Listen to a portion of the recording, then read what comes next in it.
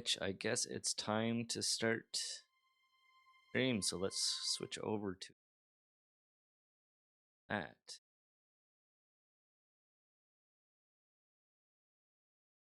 So for Torgi, I figured out the apiary and redstone off screen because never code in front of a live audience. And that's what I learned with that. So you guys get to wait till we start building it for you before you get to see all the wiring. But today we are going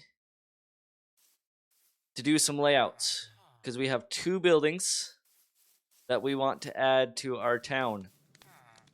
We have our sheep farm and our honey farm. But we need good places to put them. And I want to put the honey farm kind of over here. But the one I really want to build is a sheep farm because I need a lot of wool for that temple over there. And so we need to figure out where we want to put that. So let's get a good look of our town as it is and where we want to put things. We can always move this little tree farm because that's just where we're growing trees. But we need to have a lot more village houses. And I'm not quite sure where I want to put our sheep farm. I'm going to turn that on just so we can see it. So this is what it looks like. In a very simple schematic way. And we want to find a good place to place it so it kind of fits within the style of the town. Because we're getting really condensed with our detailed builds right here.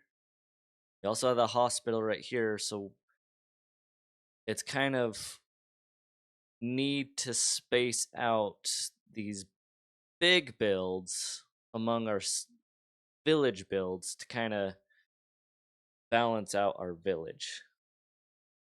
Would you guys agree with me on that one?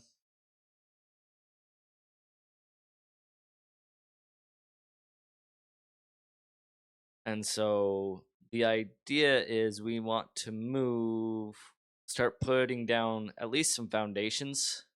So kind of like what we did here, foundations of where these 2 builds would go to kind of space out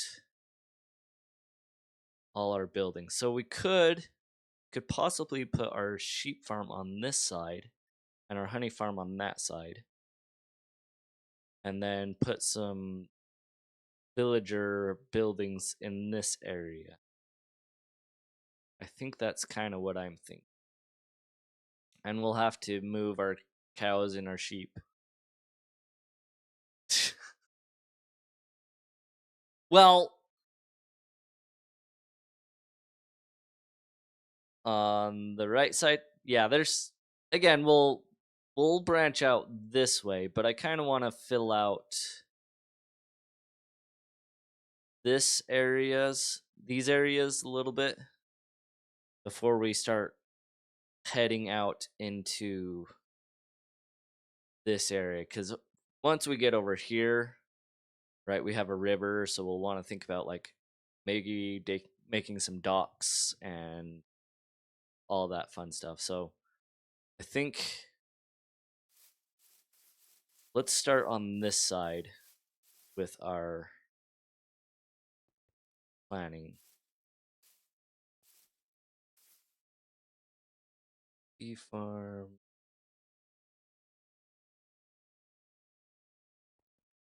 Okay. Placements, sheep farm, figure.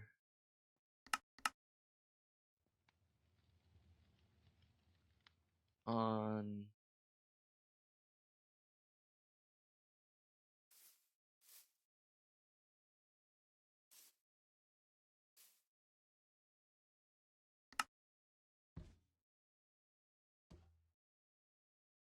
let's move our sheep farm.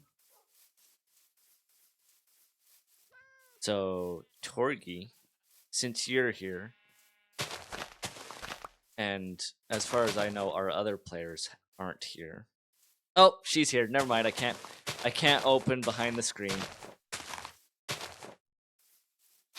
Man, I was gonna spill some beans.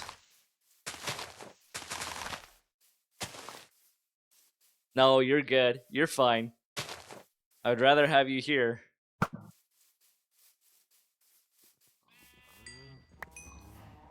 So we were just talking about how we're going to be doing some layout today and figuring out where we want to put some of our buildings. Because we'll probably just throw our sheep farm, configure, move player, and drop this down till we see about there.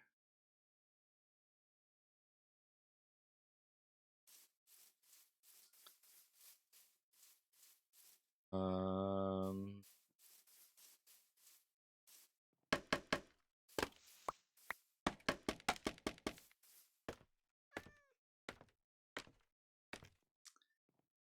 Anyway, I was about to tell Torgi that I was going to do a TPK on our party second session.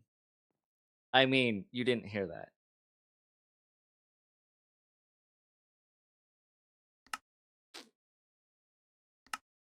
All right, let's rotate this thing. Let's see. Entrance.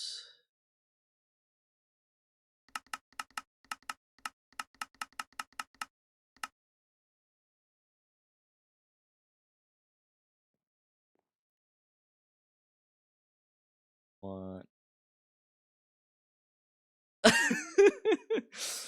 Oh, you would be mad at me if you did. I bet Torgies is laughing. Laughing now. All right, let's see. Rotation.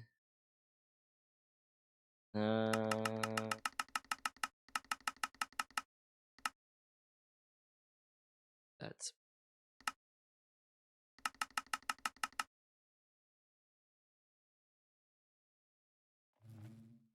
because our entrance is right here.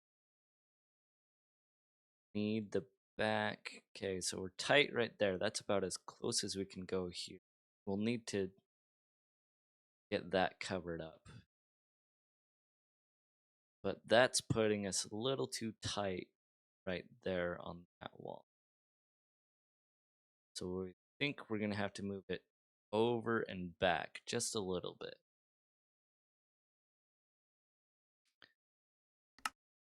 So coming here, back here. I think we want to go about right there. But for now, schematic placements. Figure we're going to lock that for now. Okay, we're going to come here.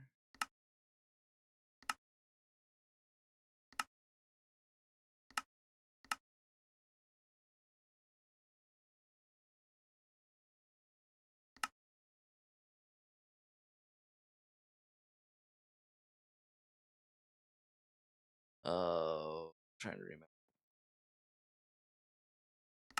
Configuration map. Hotkey.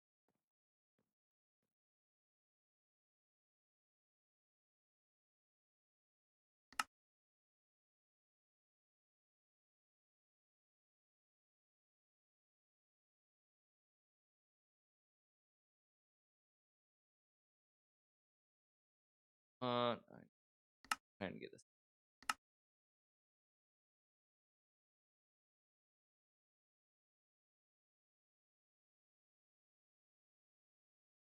Yes.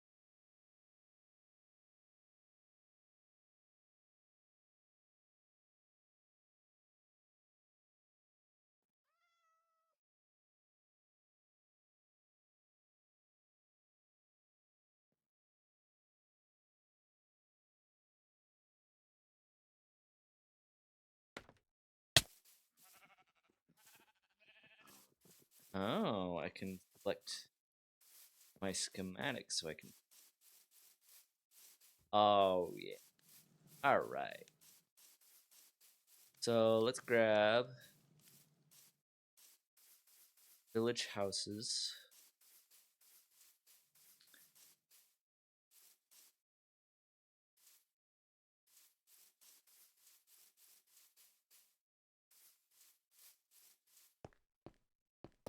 Go right. Basement. House.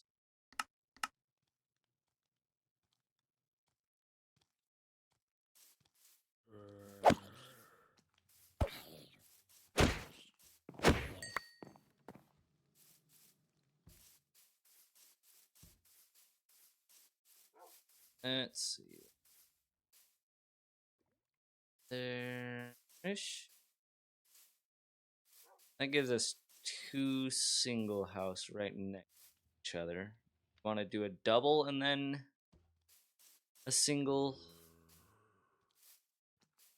You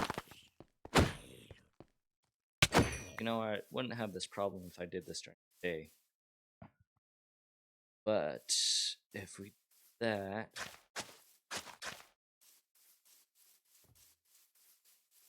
go grab our other house. See what we. I need to grab some stone bricks so we can lay out. Woo!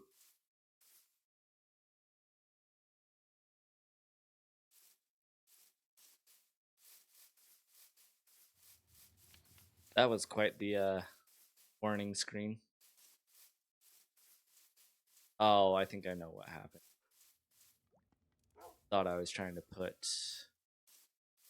that schematic. Could do that one. Right, we would have to rotate it in place, but if we put that one there, I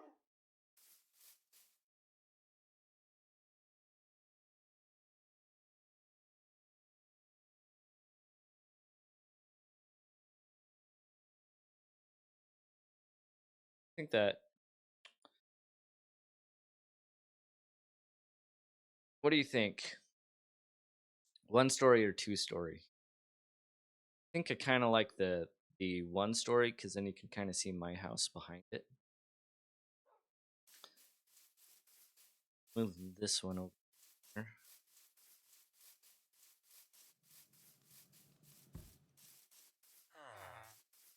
One story? Yeah. Oh, I can click that from way far away. Nice.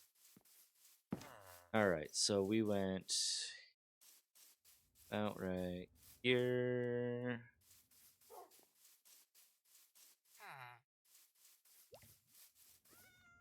Two. Yeah, so let's go grab. Gotta stay within HOA.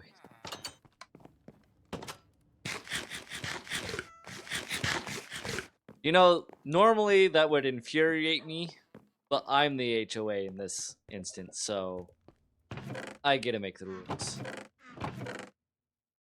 But normally I'd be, down with the HOA. Down with tyranny.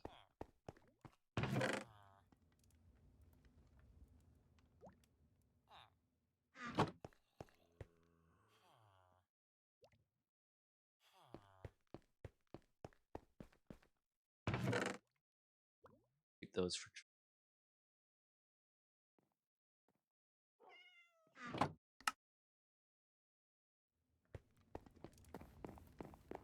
All right. Come over here.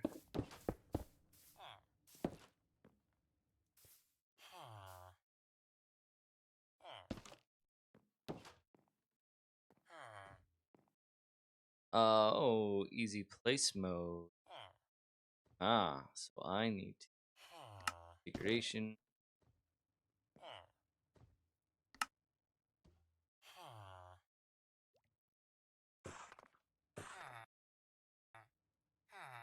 Apparently, I want that off. Set.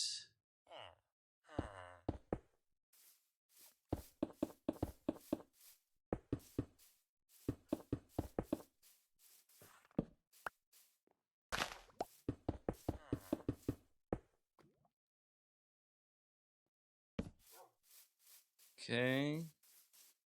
And so the way this house sits is either can have another one. Let me automatic placement. Let's configure. Wish we had quick buttons for those. Let's see if we find that in our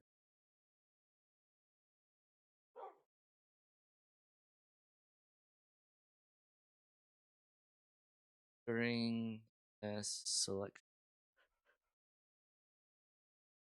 mode cycle left control.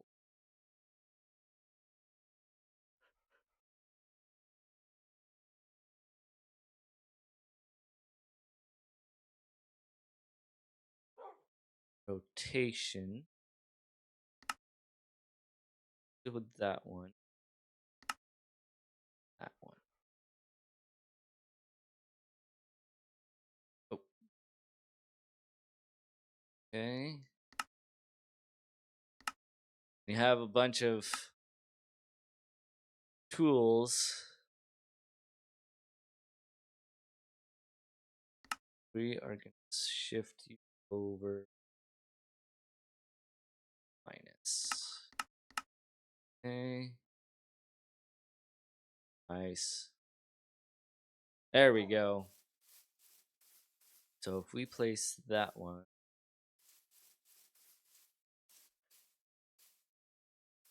right there.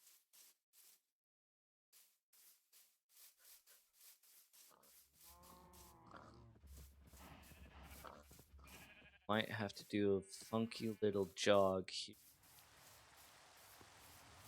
Leaves an open spot where we could put like a garden right here. Or you'll move you. Grab you. You could go there. I think that gives us a lot more room. That leaves a front area for the hospital.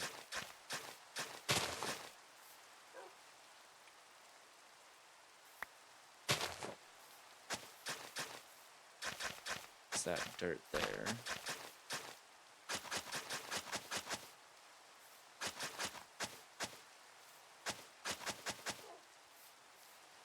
Oh.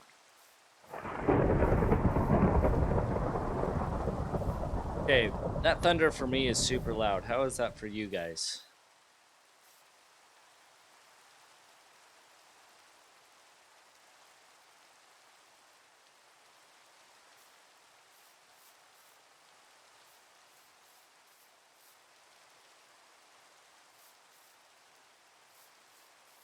Where's our...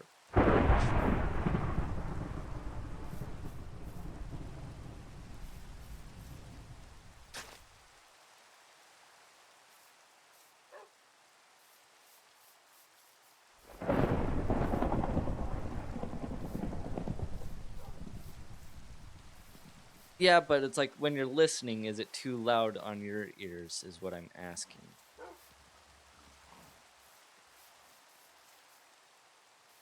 Yes, it should be loud, but there's comfortable loud and then uncomfortable.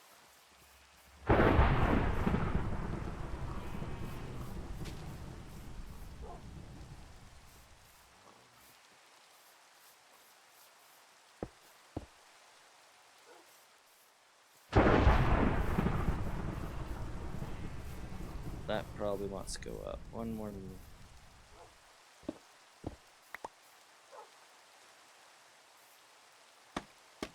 Um.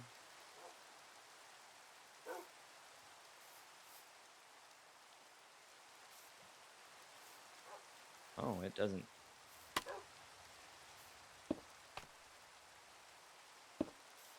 That's interesting. It doesn't like scaffolding.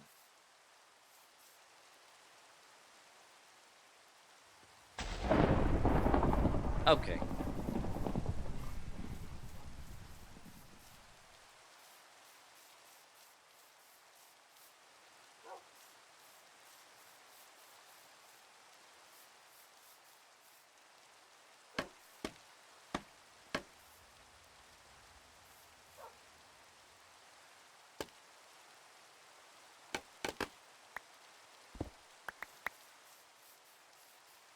Alright, so let's...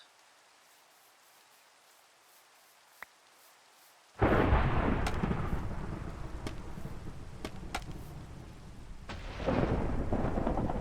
we go. There. Which moves it really high right there, but for walking this way... Whoop! Mess that up.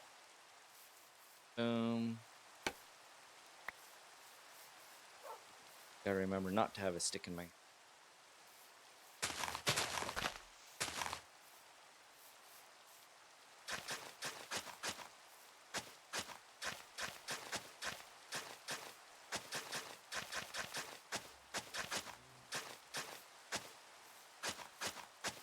We'll just path this up so we know where roads will go. We'll get those and adjust them.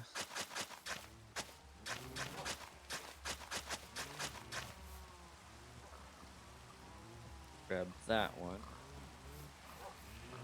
And throw you.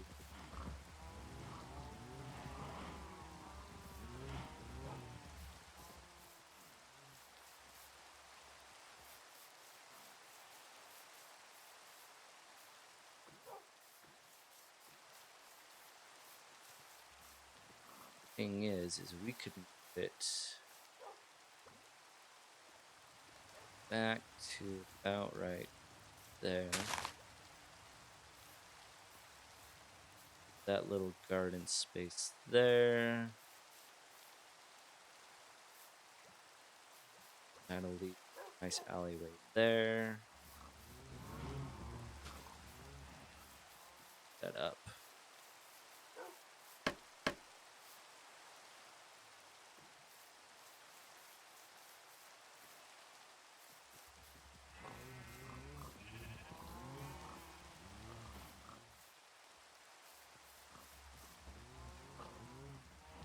Is what we could use this house as kind of a way to bring the road this way. Kind of like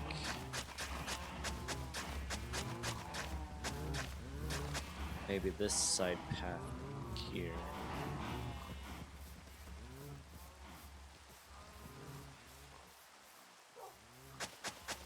That goes down that way. Alright, let's...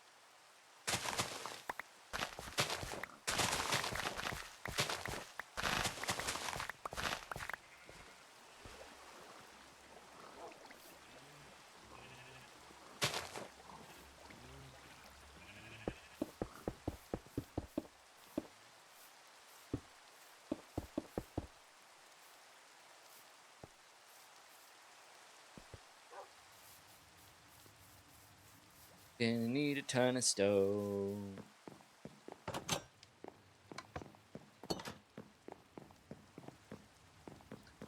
Alright, Altered Llama. Since you're the one here, and I'm super excited for Pathfinder, you gotta be asking all the questions. I want all the questions.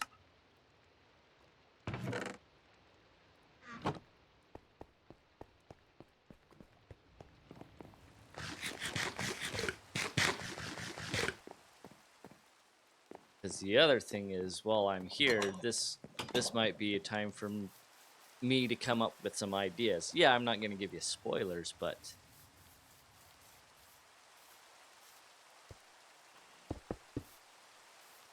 asking questions, talking about the world will help me figure out what we want to do. Okay.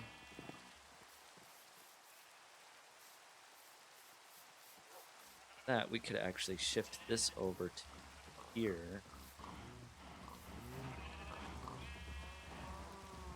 Need to get some fencing.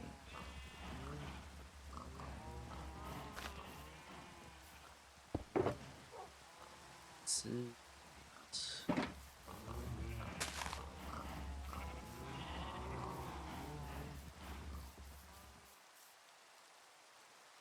Doody.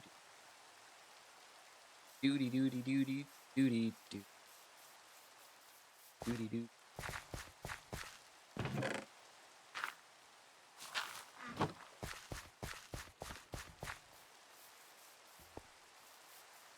Okay. We need to have a light post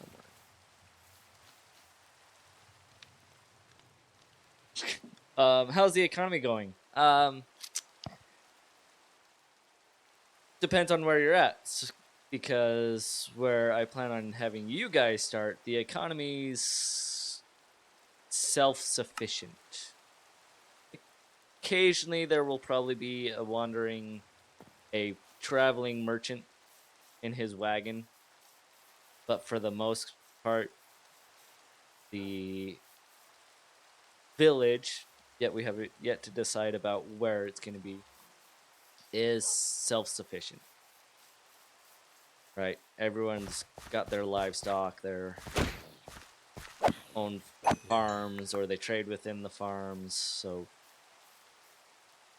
they have what they need and really don't need much outside help. Ouch. Jerk. That was rude.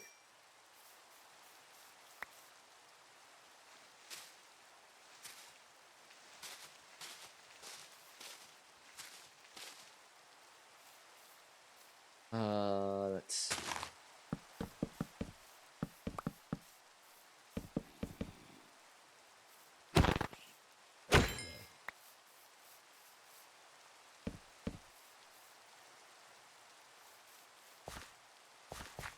Is there a king? In your part of the world, technically, but you guys don't see representatives of the kingdom hardly ever. So I'm really bad at the whole kingdom things because that's really complicated. And wow, we chewed through those already.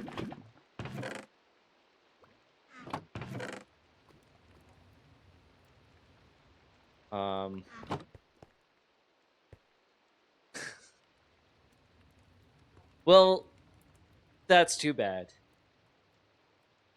I know you didn't vote for him. He didn't ask to be voted for. That's what monarchies are all about. I was in here for something. Leads.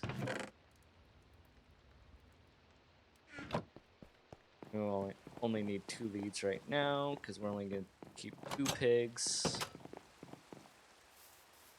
The rest are going to be retired to the farm upstate. Just like that.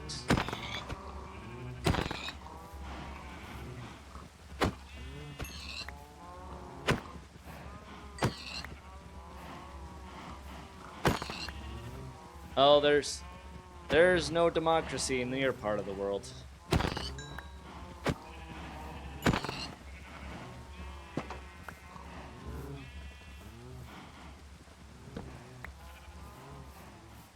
All right, let's go, piggies.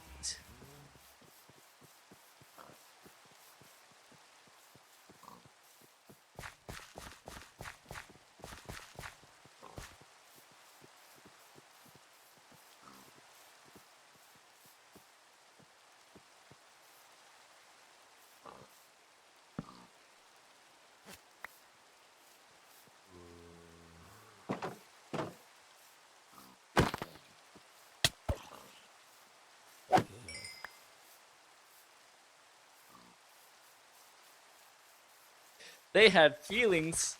Yep. And I tried to make sure those feelings lasted as short as possible. I was trying to do it as nice as possible.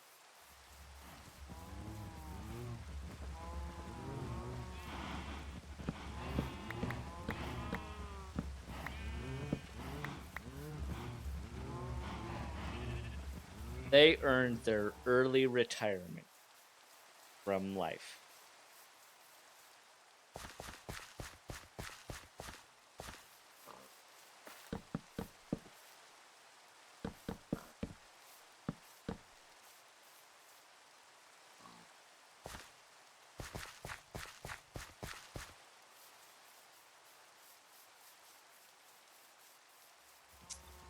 All right. There's a lot more of these.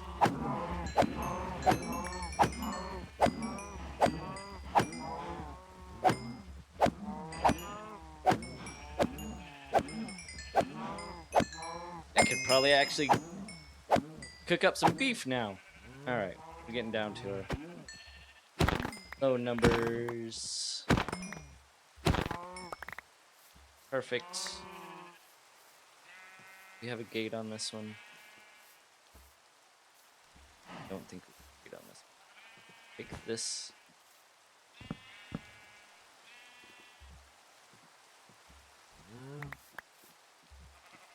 Yeah, don't you wander too far.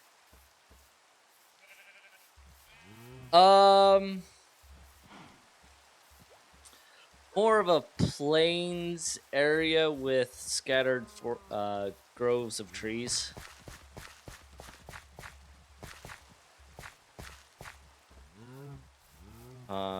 Is most likely what the area will probably be like. But again,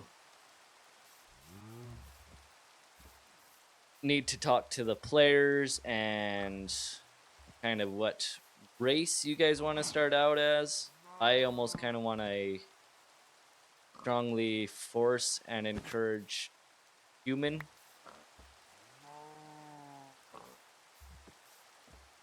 I lost my carpet.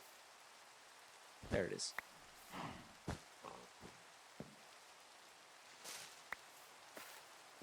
And then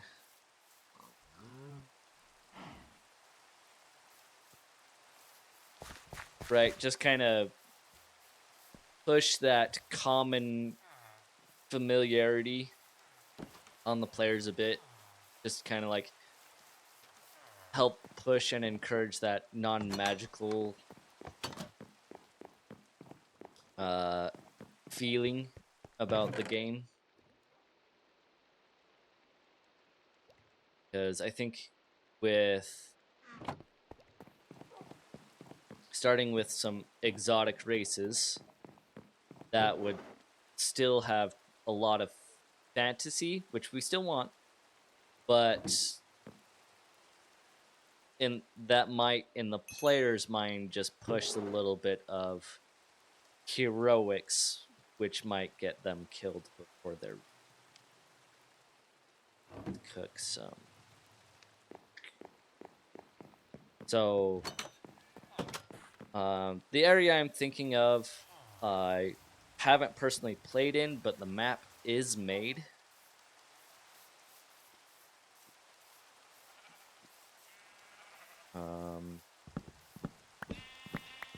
But I think pushing the human element is what I want to do for everyone's first character, just to kind of socially influence you into the right mindset. And then as the game progresses, if a character dies, then we can start dipping into non-human races, is my thought.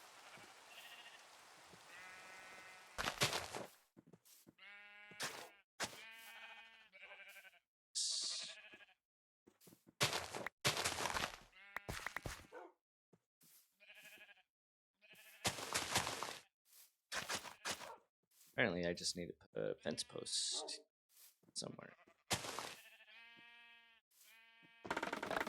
And I know I need a lot of bamboo for our honey farm, because that is the main building material that we use there. And again, this is kind of like session 0 stuff, but I want your thoughts and Torgi's thoughts. Just kind of, am I restricting too much? Because again, it's like, I want, again, this is my mindset, and sometimes that's the struggle I have with other players, is I don't want your race to be your entire story. Right? We see people trying to push that too much in the world today. It's what you do with your character that's more important than what your character is. And so, kind of pushing everyone to be human kind of puts them in that mindset of, you need to tell the story, not your character.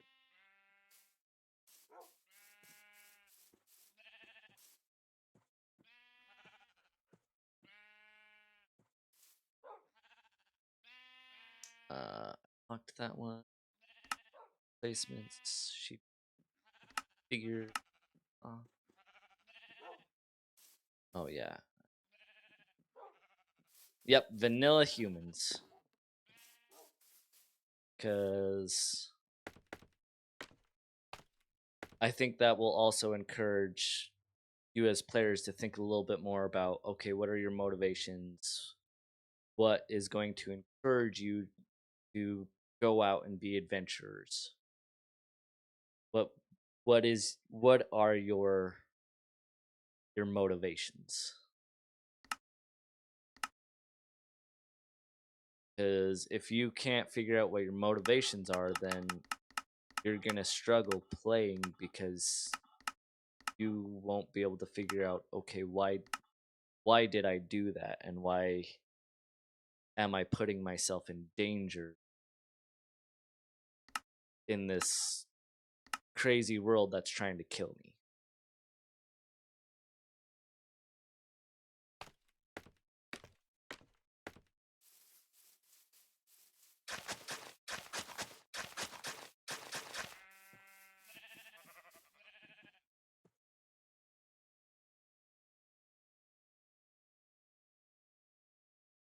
There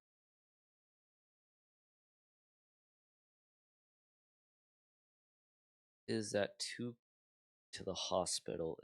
That okay? So a class is fine, and the classes are something that you guys are going to have to actively pursue to get.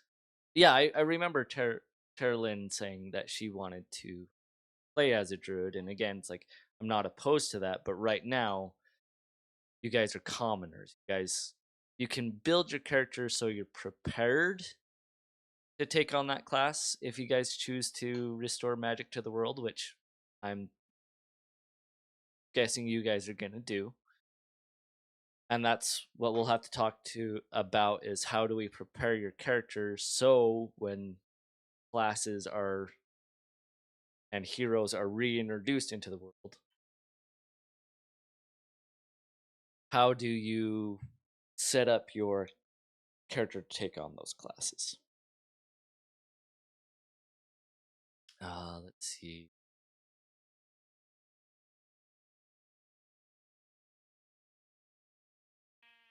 I kind of want to have a road connecting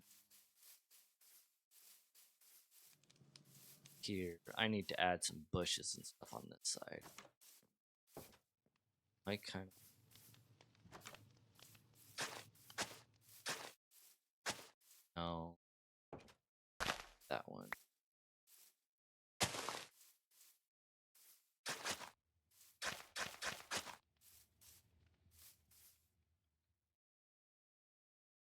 I kind of want some roads that wrap around, connect this way instead of just being this one. So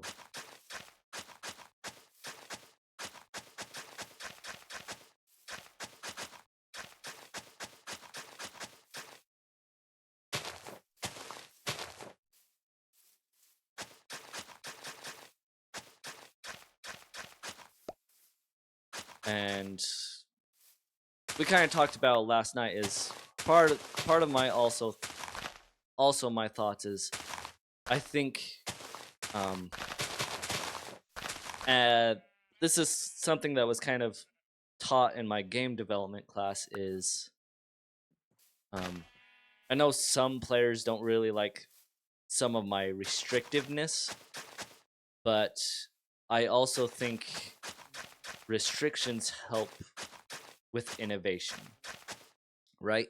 How do I do a workaround within these rules? How do I play as a druid without magic? It's kind of that innovation I want to encourage as the players before I give them, okay, you're thinking creatively in this way. Now I'm going to open the doors a little bit more, and now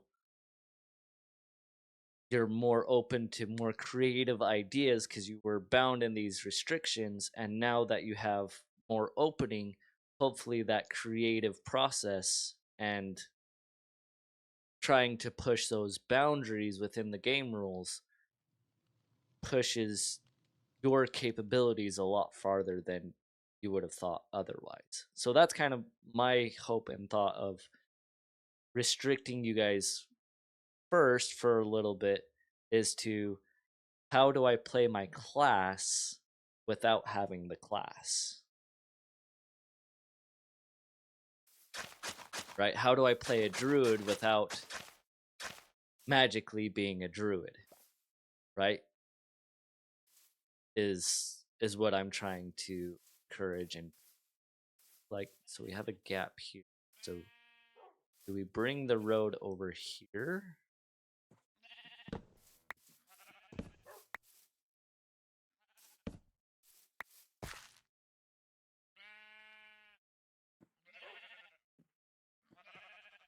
And we can move infinite water source. Oh yeah, you'll learn that about me is I don't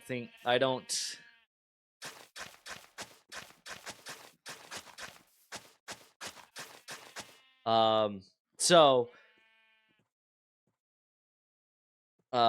for what was talked about on Sunday, having more purposeful thinking, right? Let's do more purpose instead of saying, "Oh, my only abilities are given to be by my class."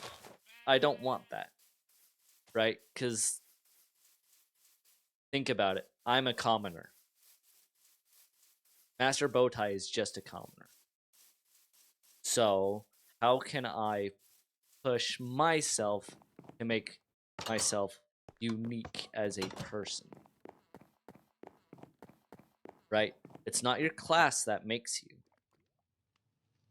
It's what you do that makes you. So I want to push that thought mindset of it's not my class that makes me. I want to be this class, so I'm going to act like that class, even though I don't have those abilities and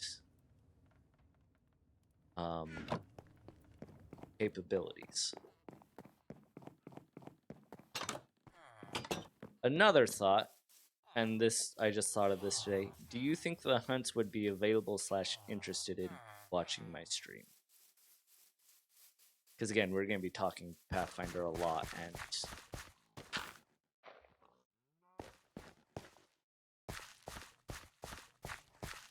yeah, and so again, it's like I want that story building. I want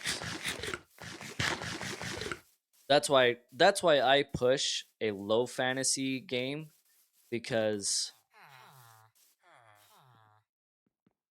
for what I see is some players take D&D as a power trip. I don't want to give you a power trip. I want to give you a story. I want to give you an experience. If you want a power trip, go play Skyrim.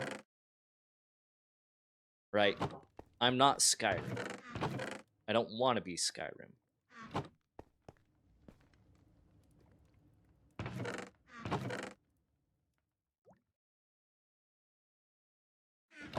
Stuff. So the storytelling is what I want to do and want to push, but again, there's that balance of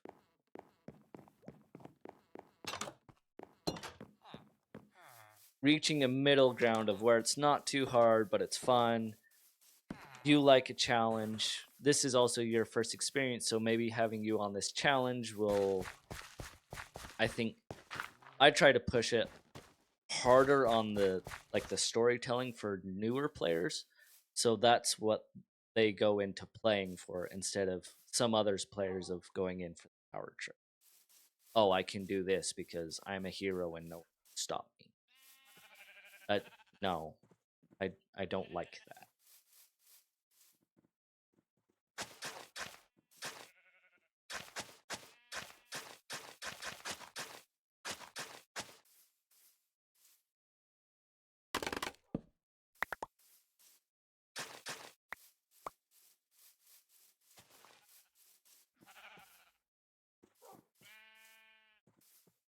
Lower that one just a bit.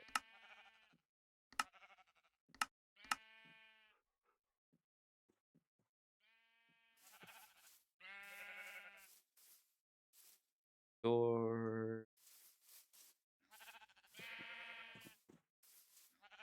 there.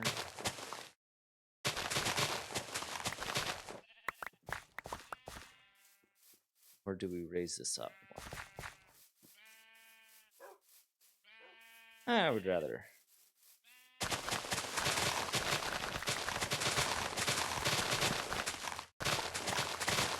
Well, landscape.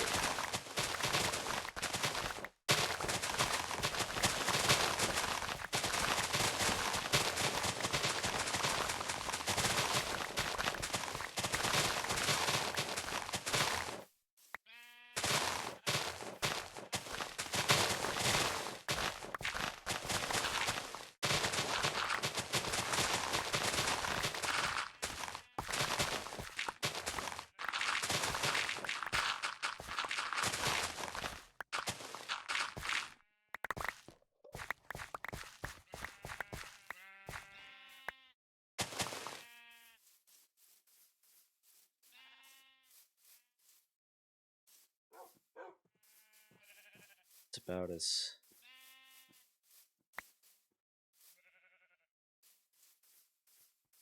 I have to tear down just a bit. Trim this down just a hair.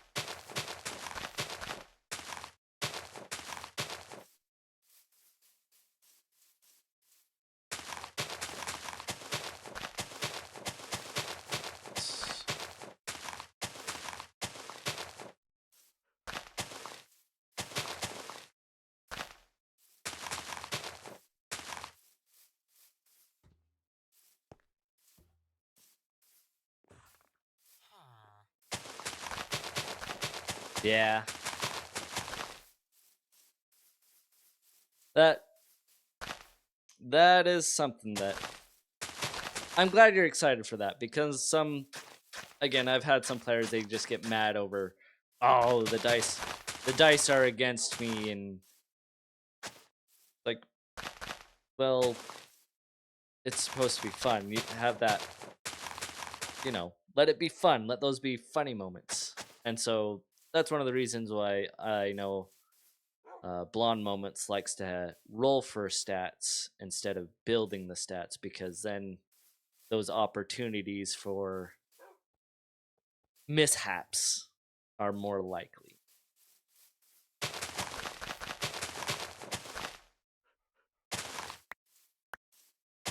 Just landscaping a little bit for the buildings.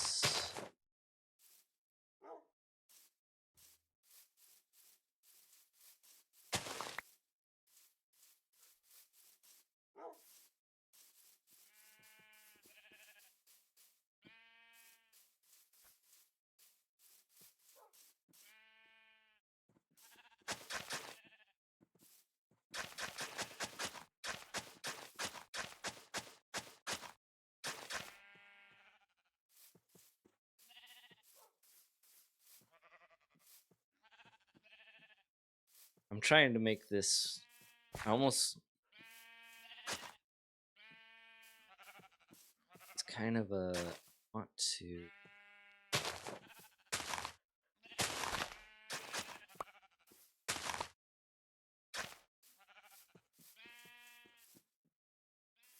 I want to put something here, or we can just kind of almost a pseudo fountain-esque pathway, right? We have this come straight.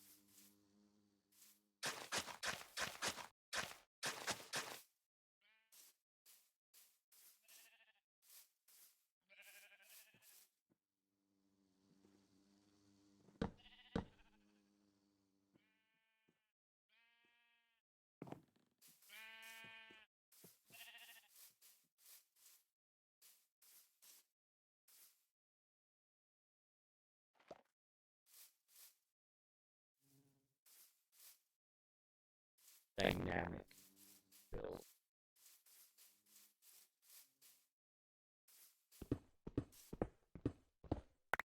Let's see.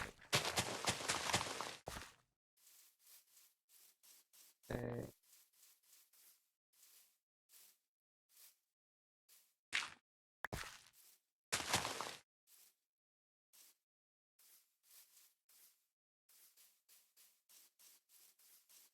Let's see. This up.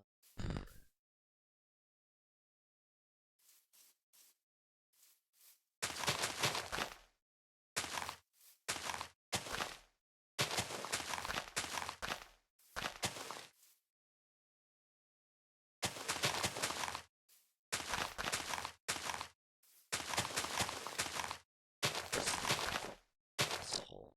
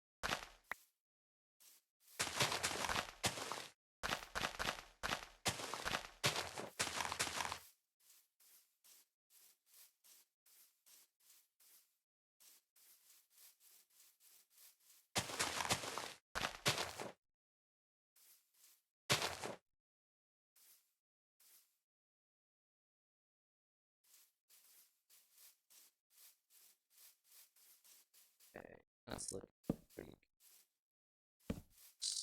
full spot job.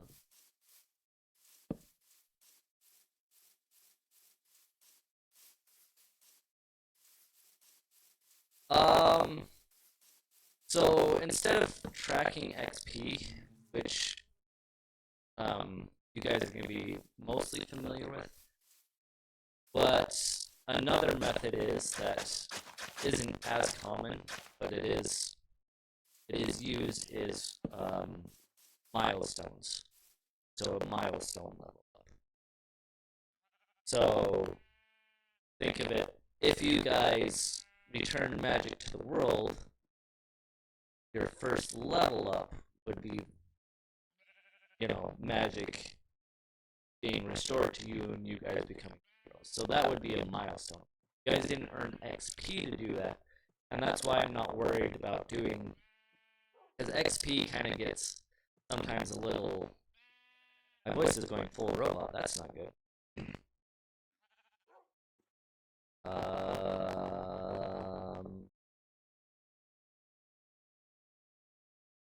It says I'm not losing dropped frames. Let me check something else. Yeah.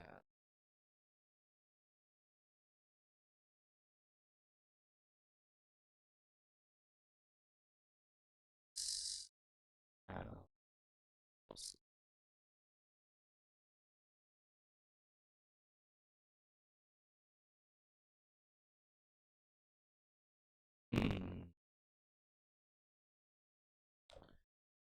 Thing is, I wish I had a fan network. But I don't have the greatest setup for streaming, so I apologize if goofs and gas happen a bit. Just I think is happening to my voice is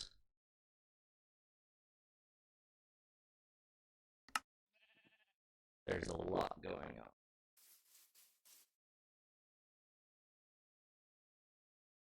But I hope robot voice ease. It looks like my encoding is doing fine. I don't know why I'm going robot.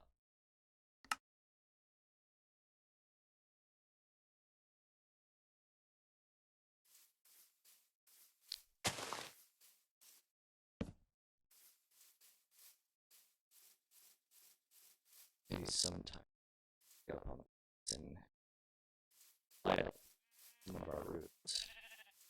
I know there's mobs spawning on that route. Library. I think the hospital is up enough. These lanterns. But up here, I need to throw some more light there, and where it's pretty dark in a couple of spots, so probably on the courthouse, maybe too.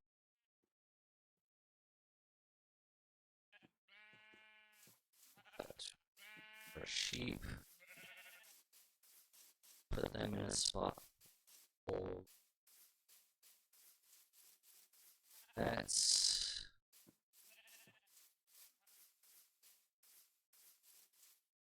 that one. Rotate. So our torch is there.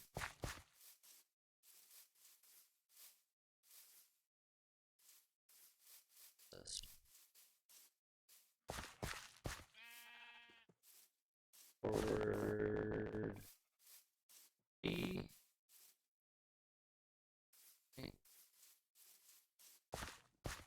More.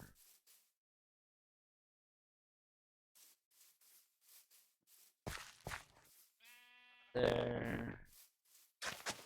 Is robot over or am I still Mr. Roboto?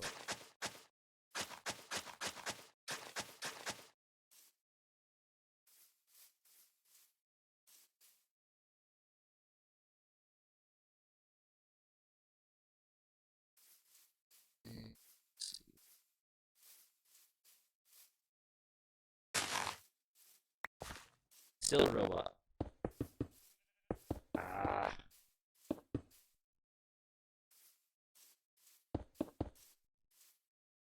Okay.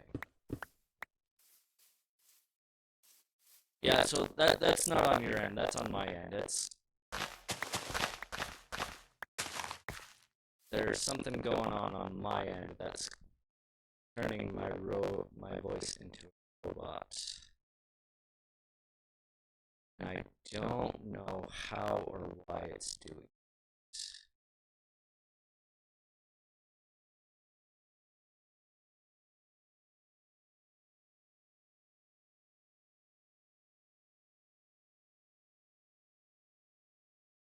Look at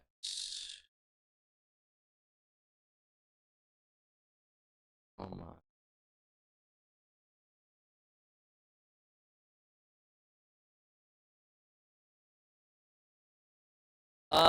So blonde moments, you're off a little bit.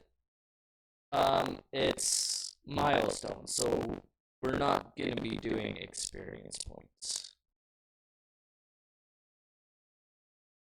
It's doing okay. Why is that shouldn't be running up that high?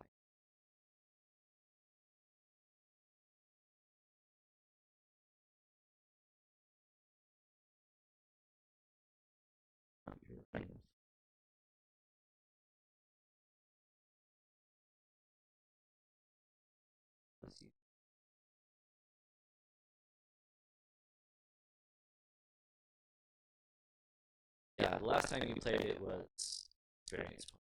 And we shifted over milestones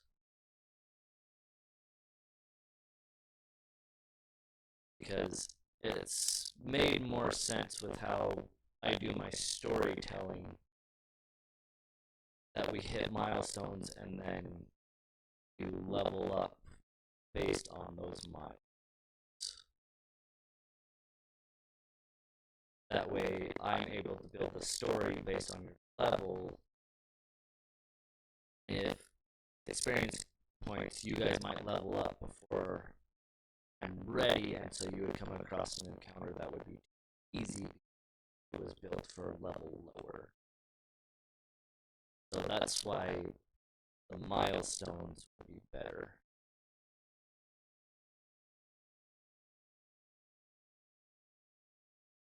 Yeah. I don't know why I'm going robot. Maybe that's just my voice cracking up. This my voice is cracking up a little bit. So if you guys will give me a second, I'm gonna go get some water.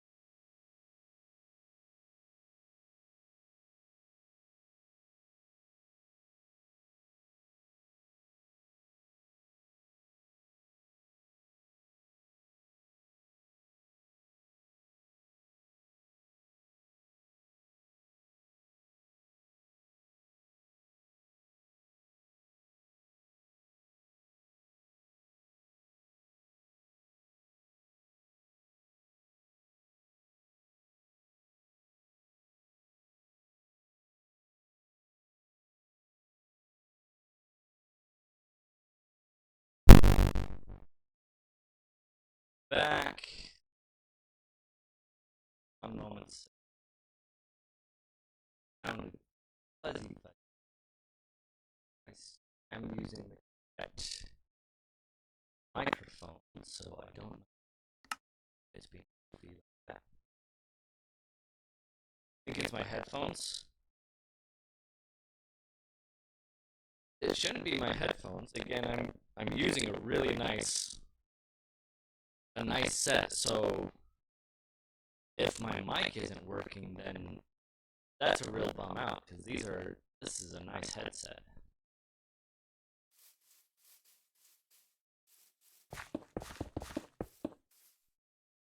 So I hope it's not.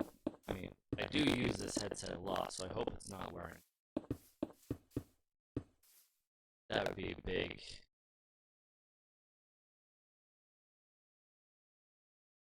Yeah, so I might have. I'm gonna unplug and replug again. So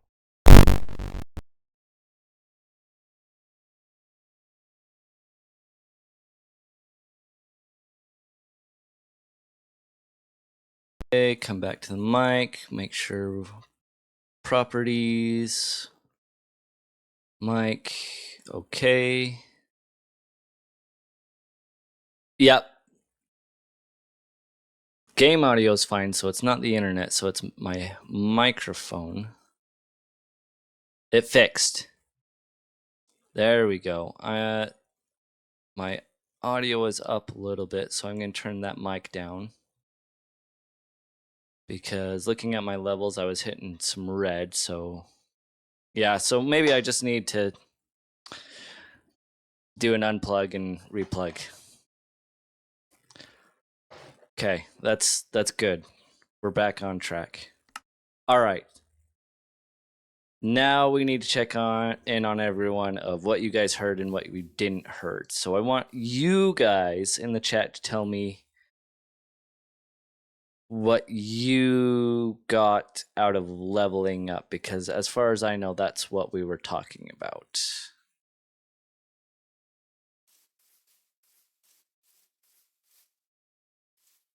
And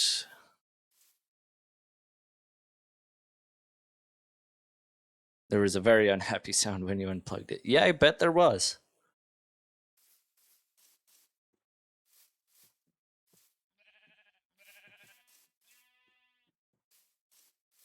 Question with this house is, which way do we face this one?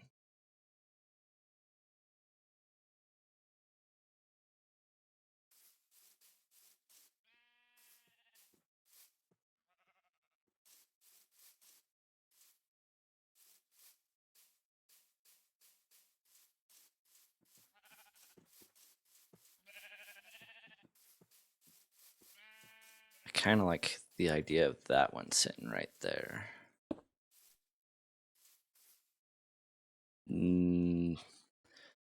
Explain milestones versus experience points. Okay, so milestones would be, for example, because you guys would start at level 0, commoners, and you decide to welcome magic back into the world.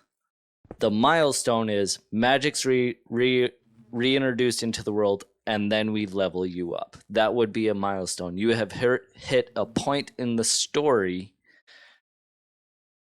that, as the GM, I say, okay, you are at this point, let's level up. Experience points would be, you beat this monster, it was worth 20 points, here's 20 points. And when you hit a certain level of 1,000 points, then you level up. So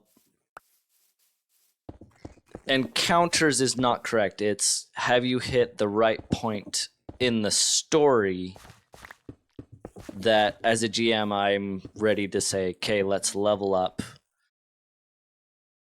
Let's spend some time leveling up. Which I like to encourage players to do on their own. But because it's going to be a new system for everybody, we'll probably be doing it in session.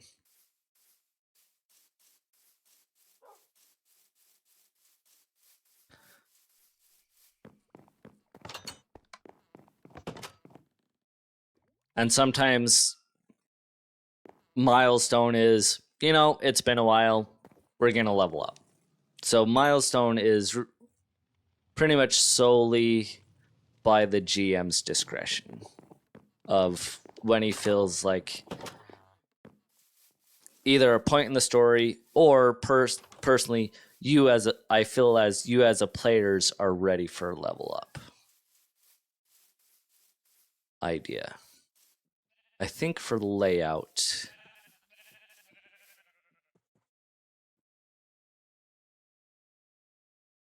I think we're going to go with that for layout for now. I think we could have one or two houses right here of our skinny ones. I almost want to hide like a little tool shed or something back here. I think that would be fun, but we'll have to think about that later. Yeah, so you don't level up by encounters, you level up by hitting milestones in the story.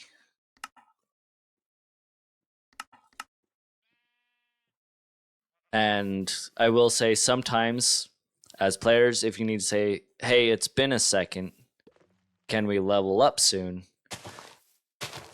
Because again, I'm easily like into the story, so it's like, oh yeah, we should probably level up. So you guys are very okay to be asking when do we level up?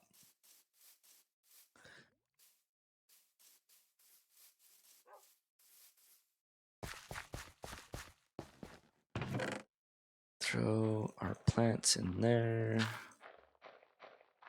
But I think we are ready to start working on this.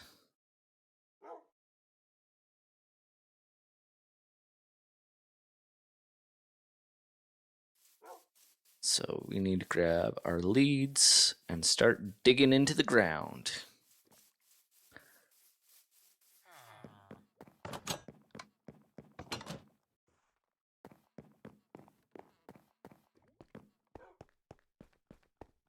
And so Pathfinder, I'm just going to talk about, we're not doing the experience points, but to give a little bit understanding, they actually have you level up at every 1,000 because the creature difficulty and what experience they give you is actually dependent upon your level instead of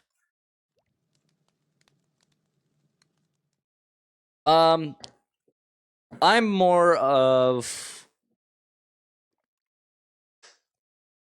upgrading. So you are more likely you can find new items to build up your characters, or there's another thing in Pathfinder that they call runes that you can use to upgrade your items.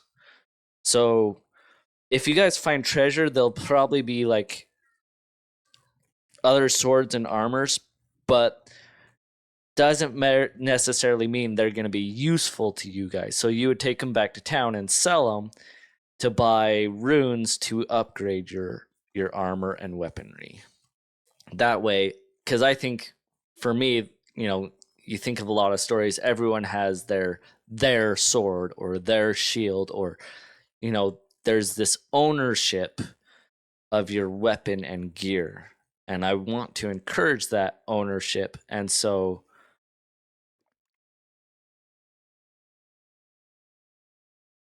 yeah, like Torgi said, milestone leveling. But for your gear, it's you would take it back to a shop and find a blacksmith to say, hey, I have this rune I want put on my armor. We'll pay you to put this on my armor so I don't get beat up as much. And so I'm more of the upgrading type system instead of, if you guys find special items, more likely or not they're going to be legendary items, which you guys may or may not want. So legendary items might be items that were used by the previous party. So, fun fact, if by the end of this campaign, I will be asking you as the players for whichever character I would say has hit heroic status, they get to choose one item of their arsenal to tier up to legendary.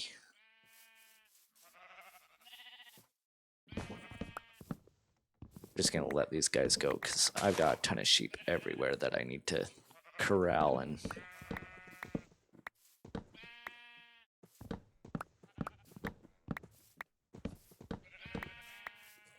And as a joke, sometimes your legendary items might not go in the way that you want. We had a player who it was no fault of his own, but he always rolled badly, and he would shoot his companions. So he has a legendary bow that does double damage when shooting someone in the back. Or extra damage, I should say. Just because he always accidentally had a tendency to shoot his teammates.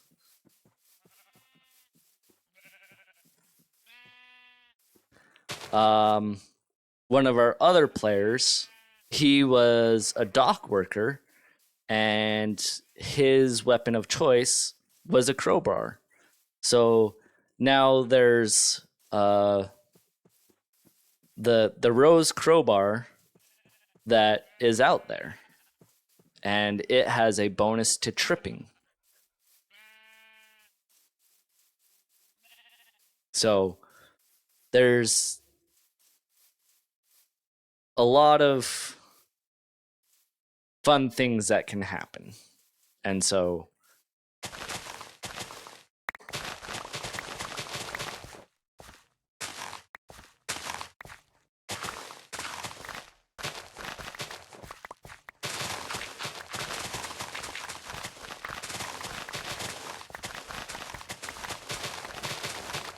now we gotta dig this big old pit out.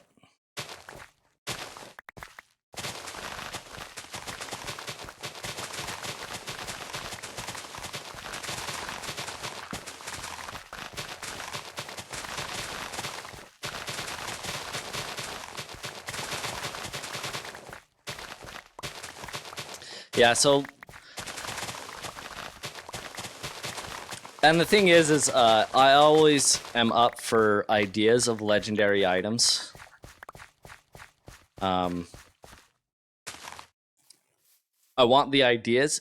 The thing is doesn't mean it's going to happen, but you giving me ideas means there's more likely to get other things that might be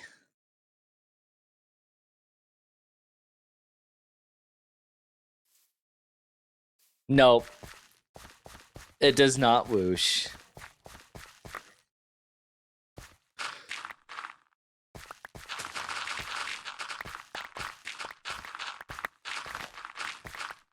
And it's not a crowbar based on Half-Life. This is a crowbar based on a previous character, so no, it's not the Half-Life.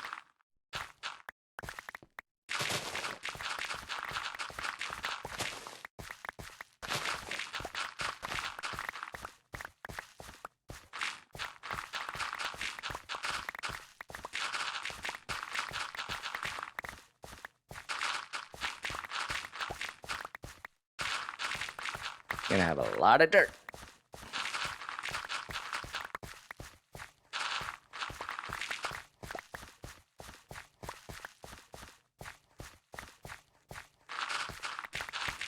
The other thing is, Altered Llama is like, I want to explain to you a little bit more about how the world works here, because when we go to session 0, you'll be able to help everyone with that understanding of, oh, this is how things are going to work.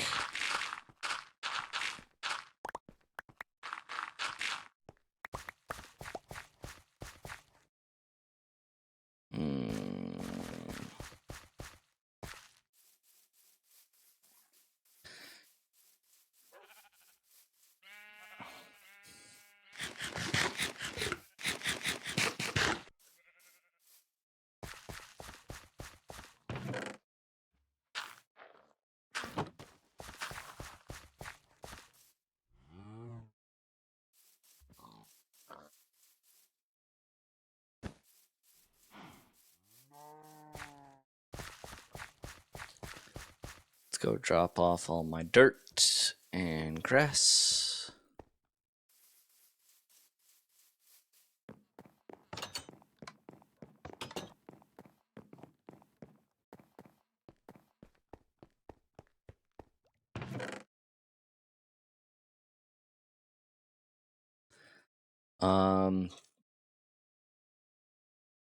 The other thing is you guys can be business owners.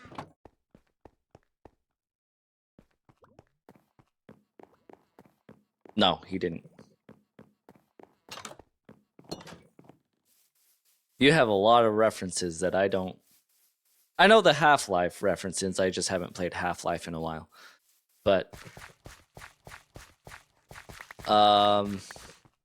there was actually not a lot of references that was in my game.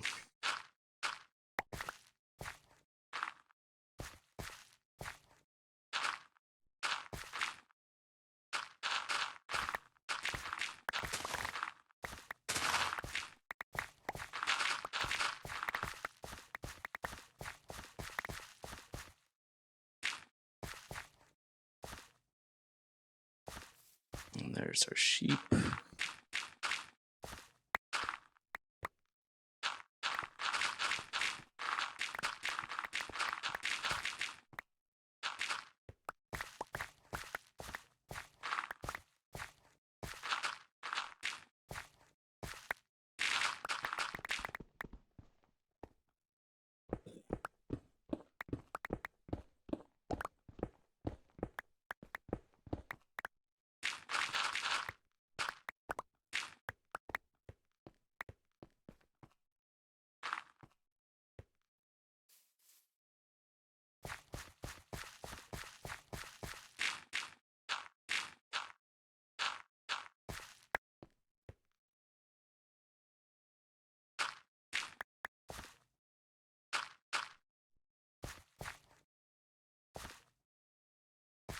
Oh. No! He was a rogue, not a druid.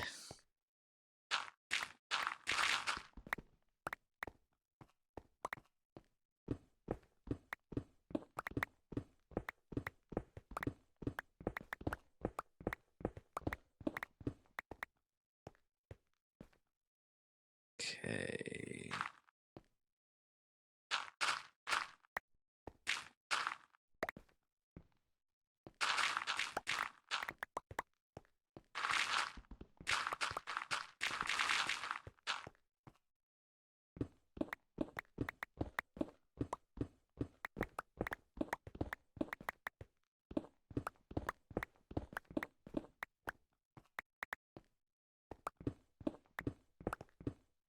Yeah, I think I need to.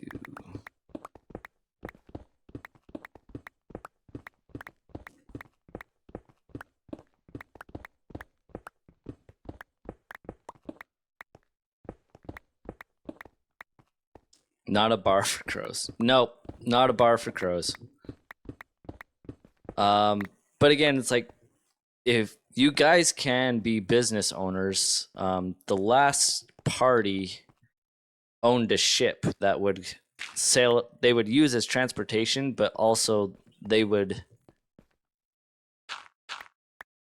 use it while they were off adventuring inland. The ship would go and do trading for them, so it earned an income while they were adventuring because they didn't have the time to go out and take contracts.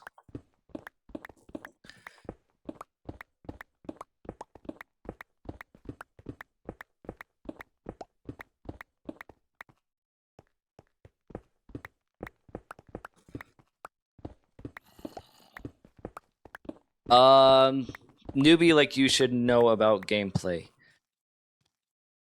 You're a team, not a solo act. Is my biggest thing that I think. I don't think you will have a problem with it because of who you hang out with. Like, you hear a lot. It sounds like you've heard a lot already about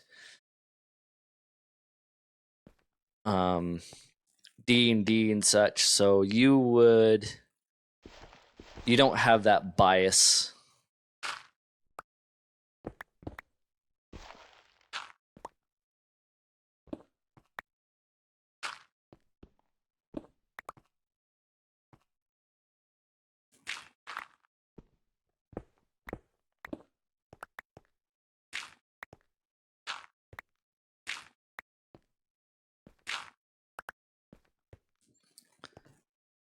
Da, da, da, da.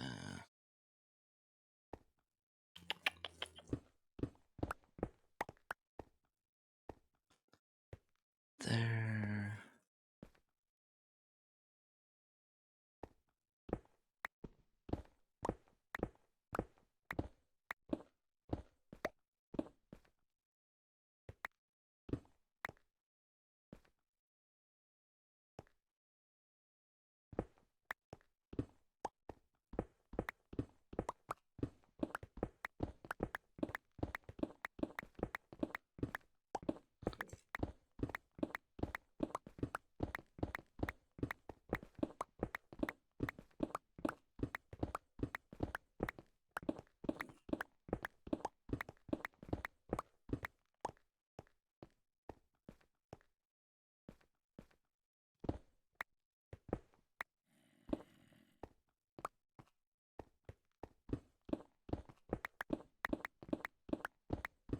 We're just gonna clean this whole area out just to make sure.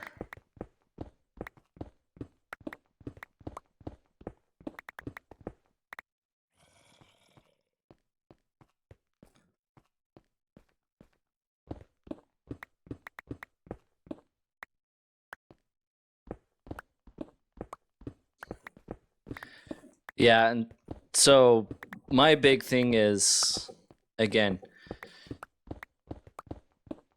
if you go in acting like you are going to be the hero, you're going to have very unhappy teammates because you're taking the limelight, and that's not fair to anyone else.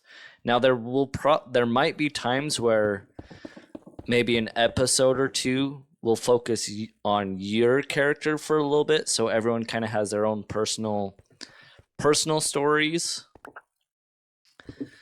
But in general,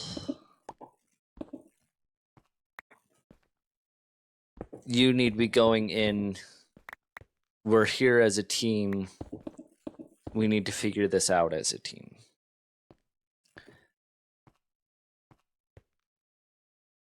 Okay. So that there.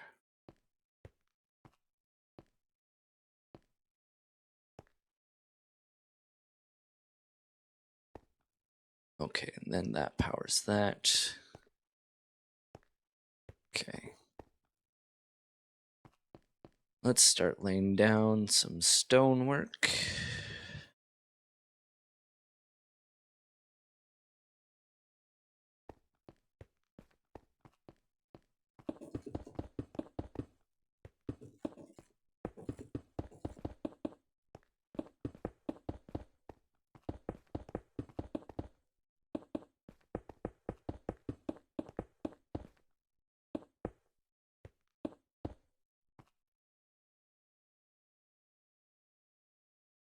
All right. I need.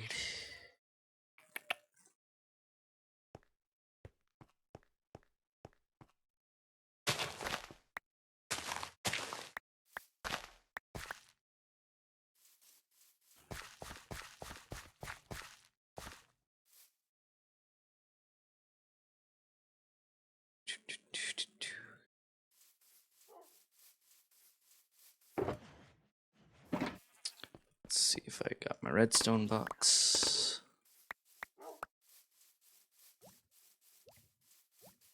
Because we're going to need a lot of stuff out of it.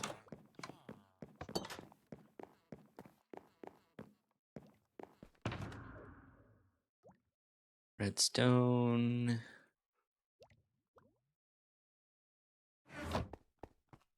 We're going to drop off all our dirt and grass.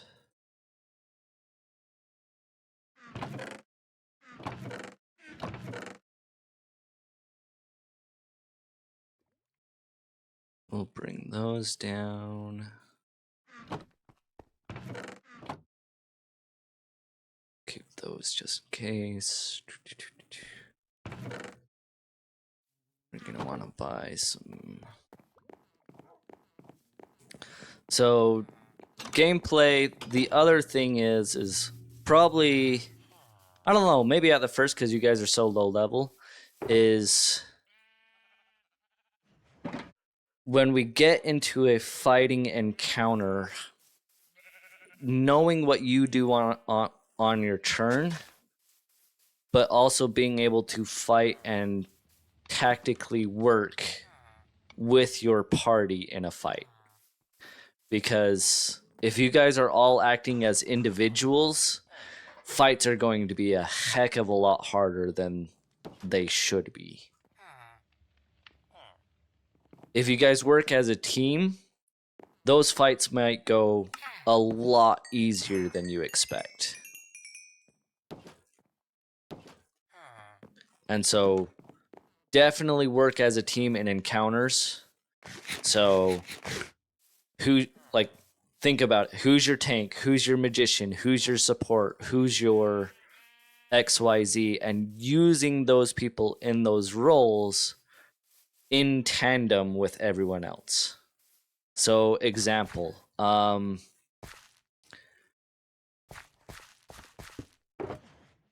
mean, I'm better at finding bad examples than good examples because that's how many I've had.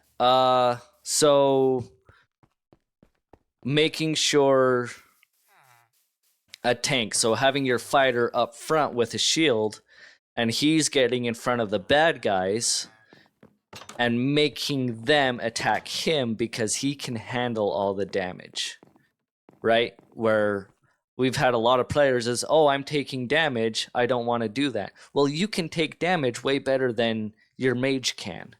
And so I kind of had to teach that player that you're the one that can handle taking that damage, and your healer can pretty much just stand behind you and keep healing you while the rest of the party in a safe distance picks off these enemies, right? You don't want your ranger with a bow not using his bow and up there punching people. That's not what the ranger's job is. He's supposed to be in the back. He needs to be not being attacked so he can safely be shooting people with his bow. And you want the mage back there picking off bad guys with his magic instead of having some orc up in his face and take him out in 2 hits. So it's using your abilities and working as a team to say, okay, we want all the bad guys attacking player A and B because those guys are guys that can take a lot of damage, right? Their HP is 3 times bigger than everyone else's, so they can take 3 times more damage.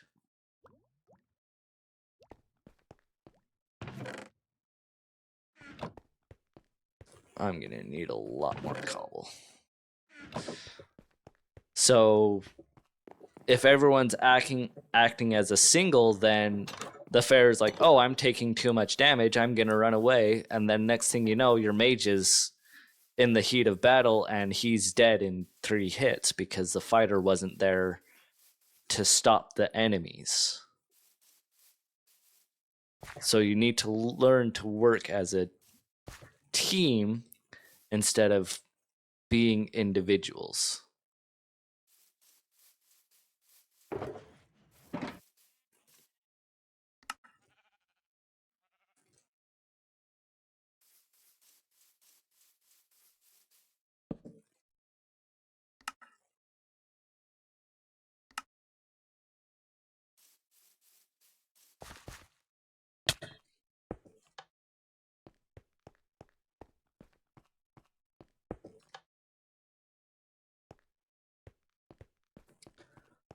All right, this is where I need.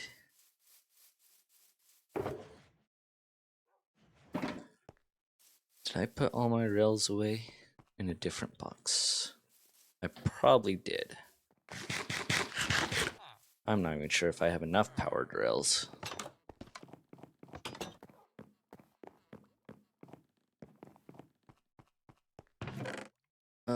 Powered rails, normal rails. We're gonna take all you.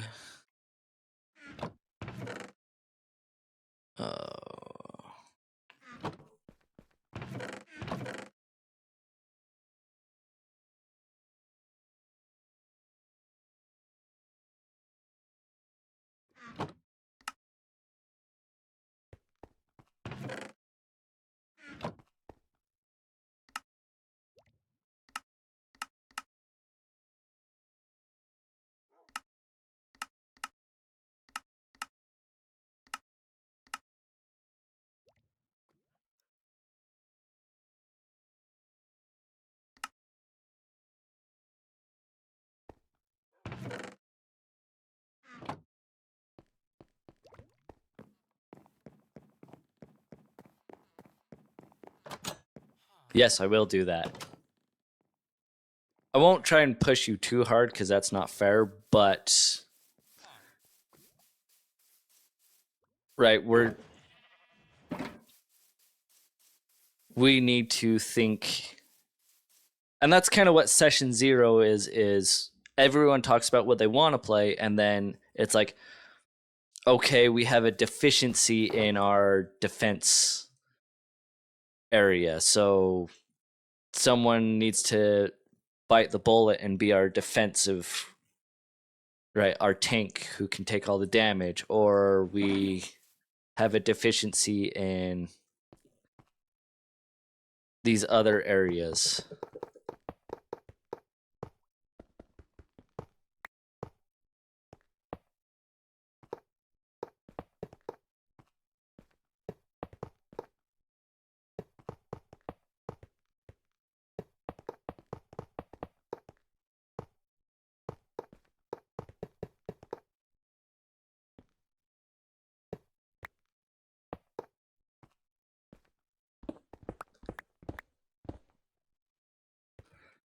So part of it is think about your character, but you also need to think about characters you would be willing to play that work with the team.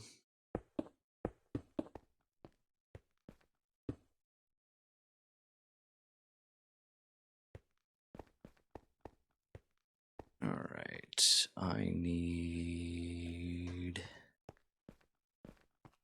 2 observers.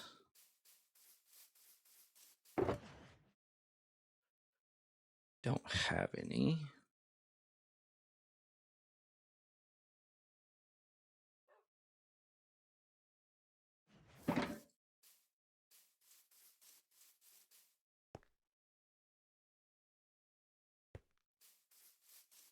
So this is always my suggestion is when you think of characters, try to make a character for each class, just in case you need to play that class. Have your favorites, but if you need to play something that you isn't your first pick, be prepared to,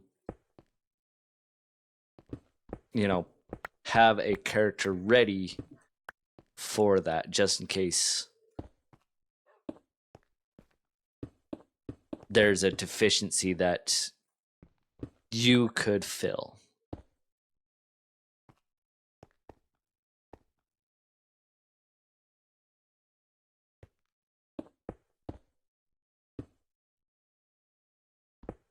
Nope, that's our dropper.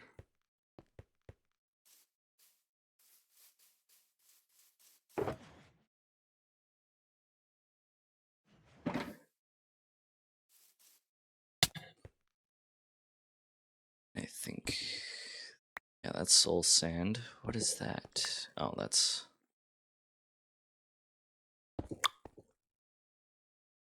And then Dropper.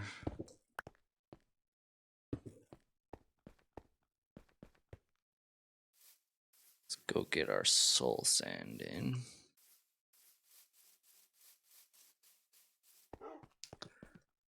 Yeah, so I think that's another thing that helps a lot of people is you need to think as a team and being a team player instead of I want to be this and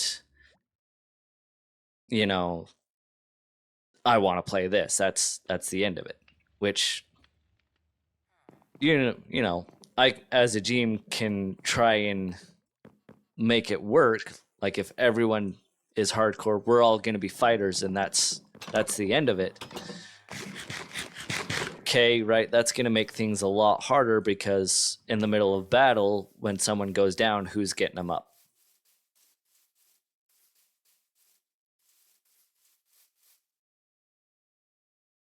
I didn't grab my soul sand.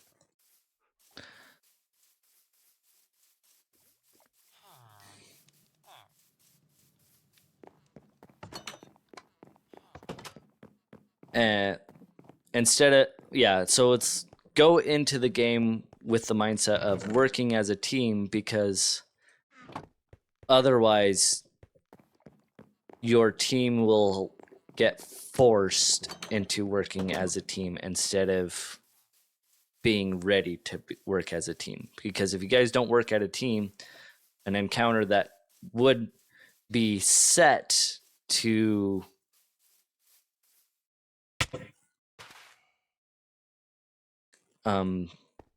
not be that hard for a team of that level, well, you guys are unbalanced, so you guys would be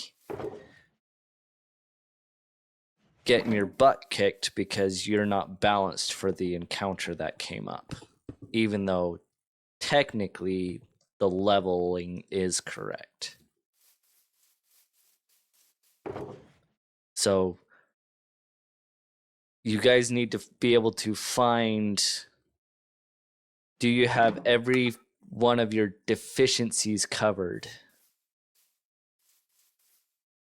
Do we have a range fighter? Do we have a magic user? Right? Because if you guys are all fighters and you come up against a mage, he'll just fly up and just pick you off one by one. So think about where are the weaknesses and how do we plug up those weaknesses?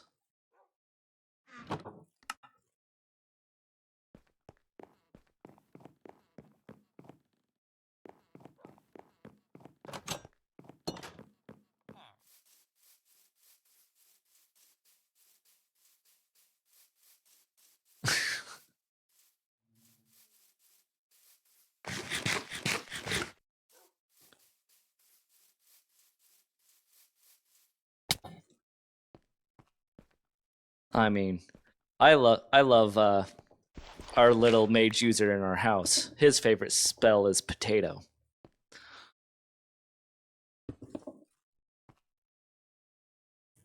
Should be Protego, which is a protection spell, but his favorite spell is potato.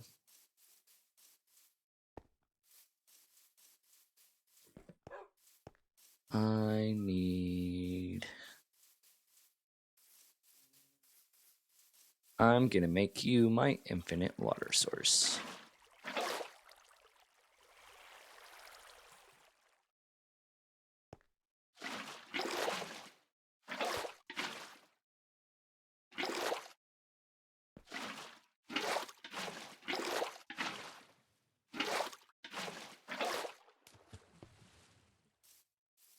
Oh, that looks way better.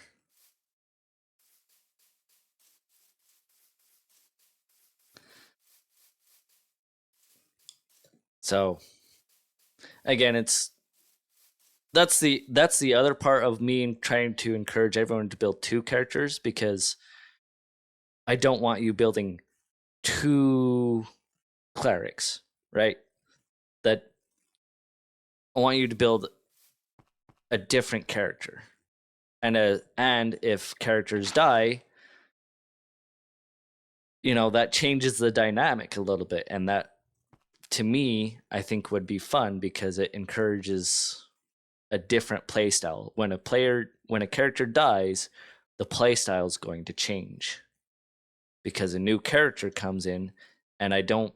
My thing is, I don't want you just to build a duplicate of your previous character just to fill in that role. I want you to just bring in a new character.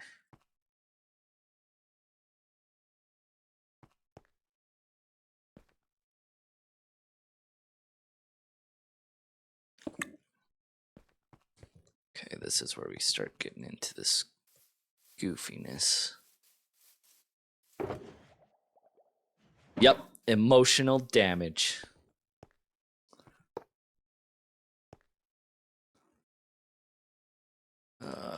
Da-da.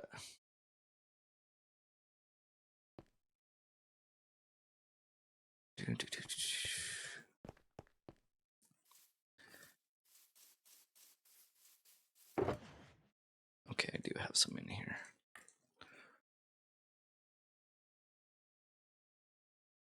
I don't think I want those buttons. Boom, boom.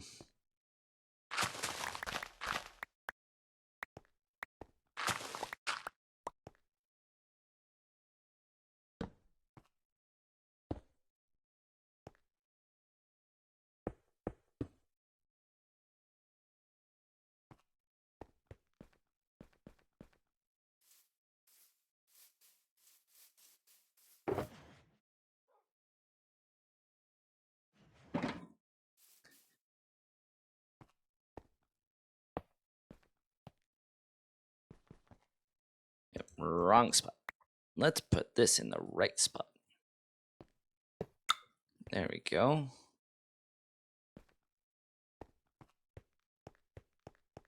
So I do want there to be sadness when a character dies, because that is also part of the dynamic, not just from the player who is playing them, but from all the other players. Like, how does their character react to that, to them losing a friend?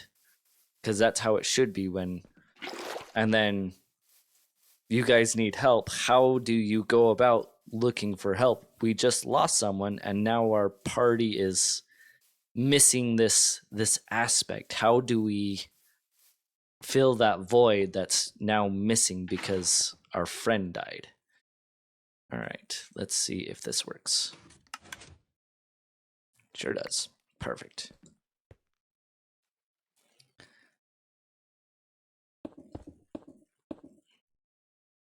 Oh,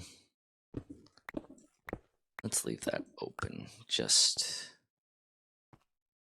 in case.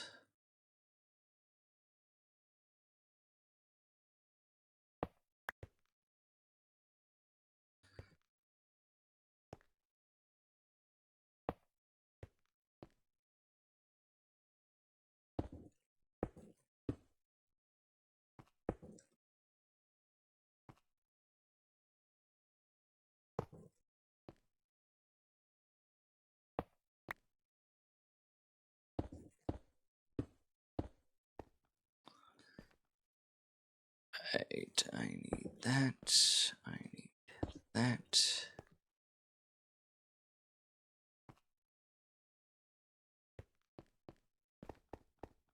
I need a fence.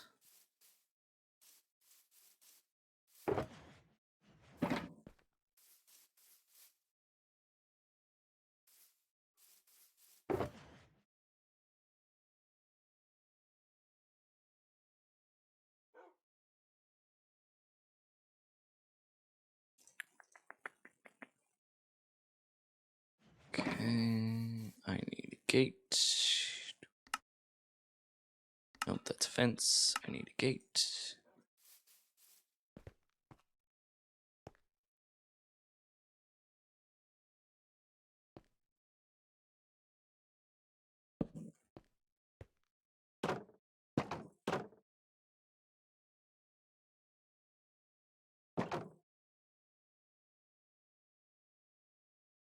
I don't care.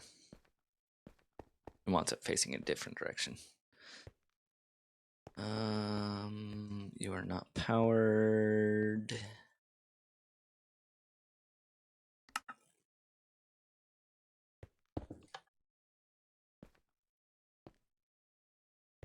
I'm not worried about that. Okay, this is where we start getting into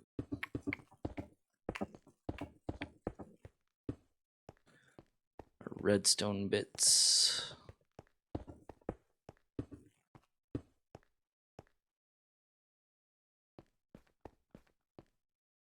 I think what I want to do is fill in our white space.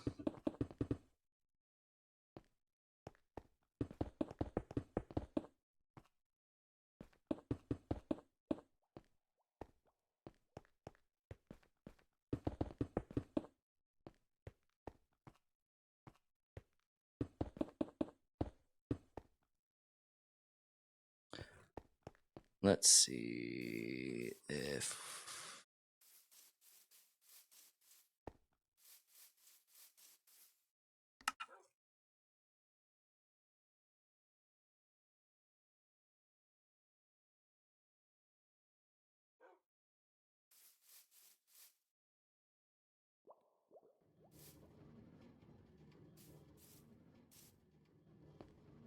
Oh, I screwed that up. That's supposed to be that.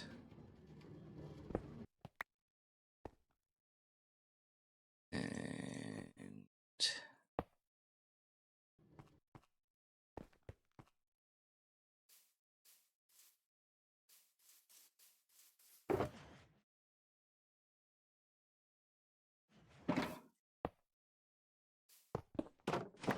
ah!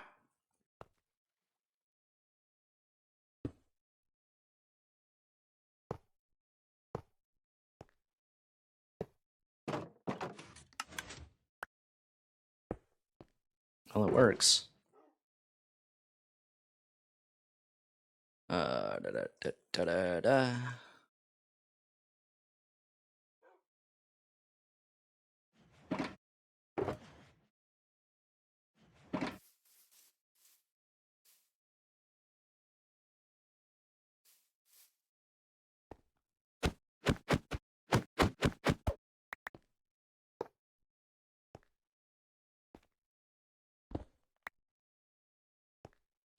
It's always annoying getting these to line up just right.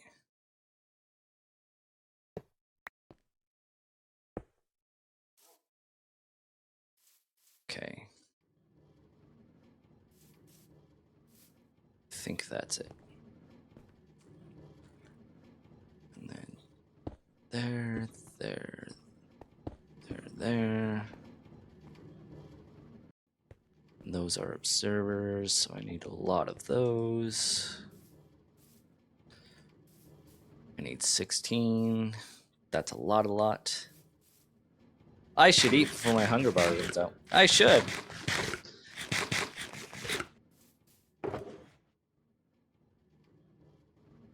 I don't know I have enough quartz, but I do back in my base. Whoosha.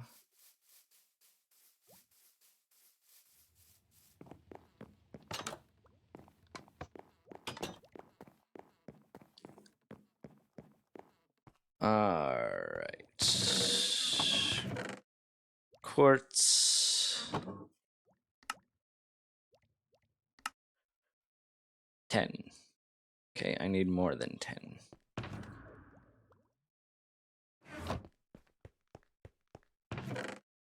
Okay, we have some more.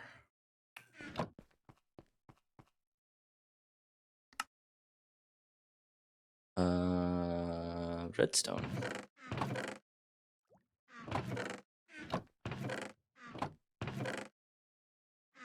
I need to go buy more redstone.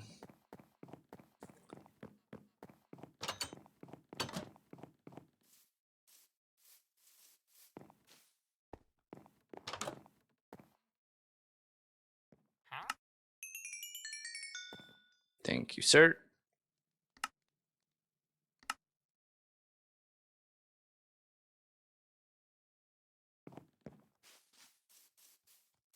Nope. Bad. Shoo. Away with you.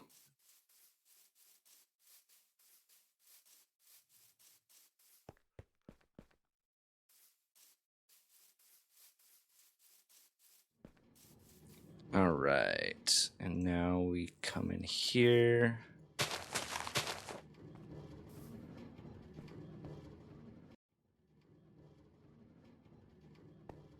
And boom, boom, boom.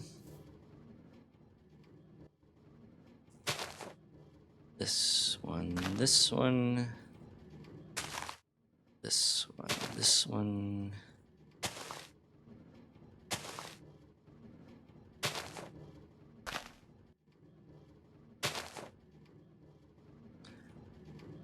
Grab our observers. You watch that one, you watch that one. Watch, watch.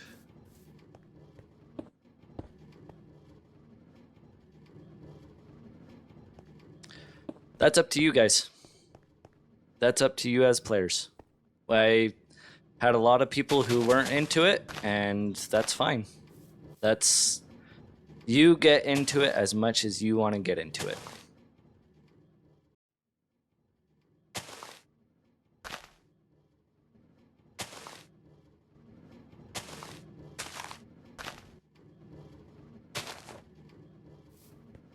So my thing is you can go as hard as you want, just don't expect others to go in as hard as you.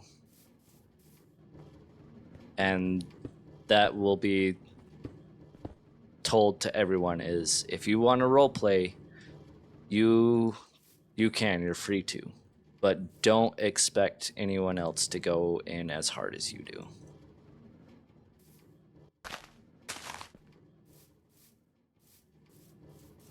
Because I kind of enjoy acting, but role playing on the spot is really hard. Right? So, again, go in as hard as you want. And the other thing is dip your toes a little bit. Sometimes, try and put yourself in that character's shoes.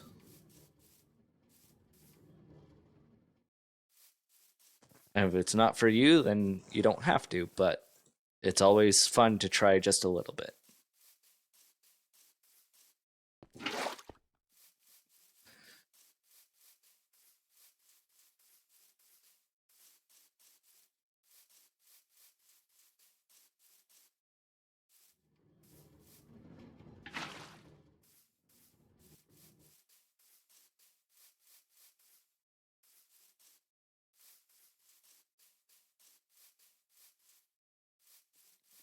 You aren't supposed to be here.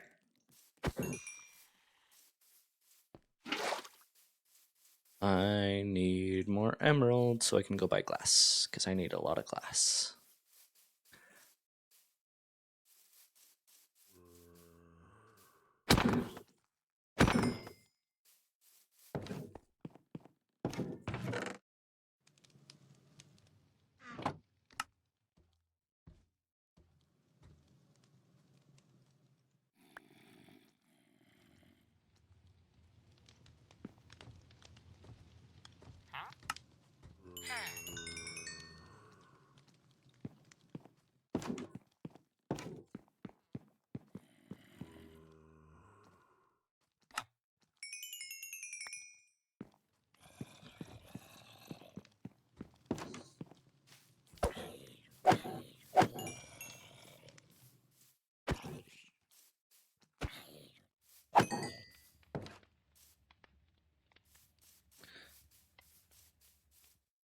Okay, let's go get some glass.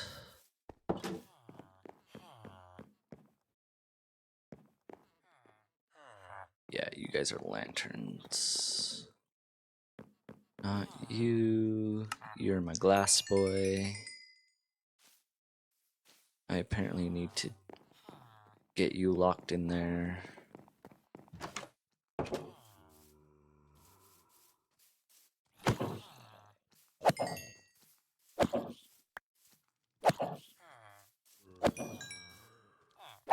Sun's coming up, guys.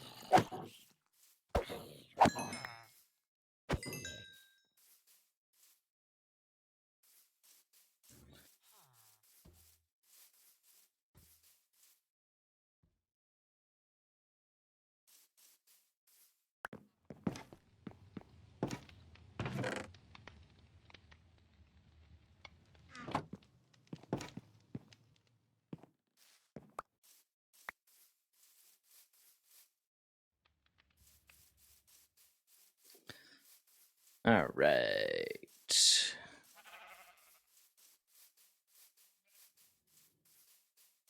Getting into good stuff here.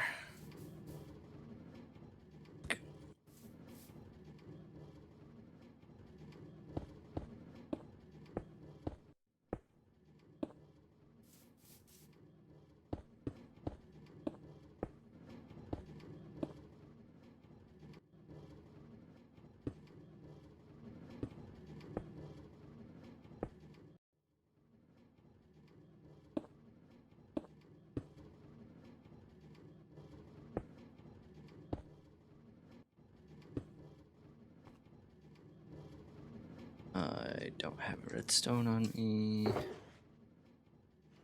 I'm gonna need a lot more than that.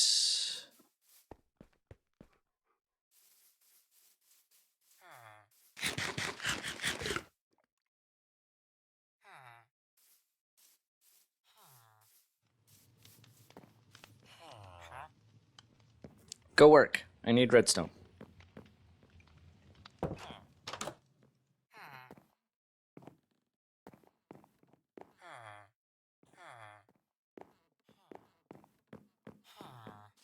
Guess you're gonna take a second before you work.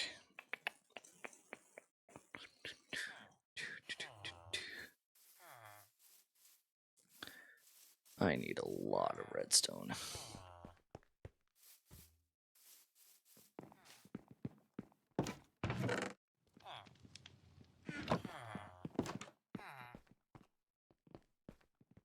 Working yet?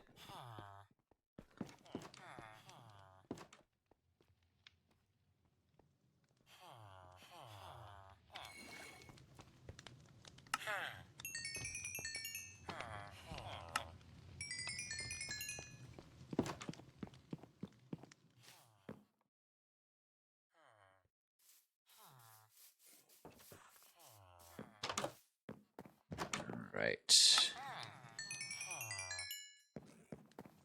There we go. I need a lot of bows because I'm using a lot of dispensers.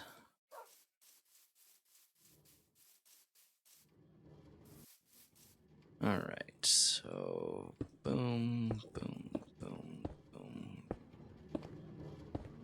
boom.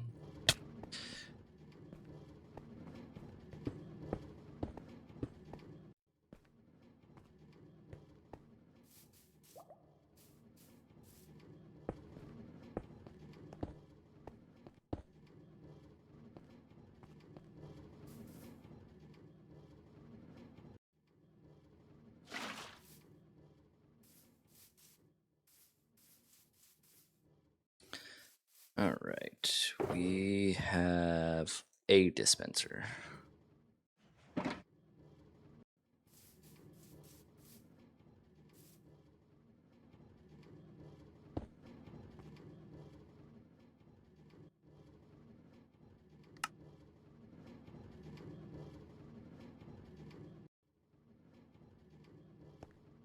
Yeah, eventually we'll just get all those filled up, but we need to drop off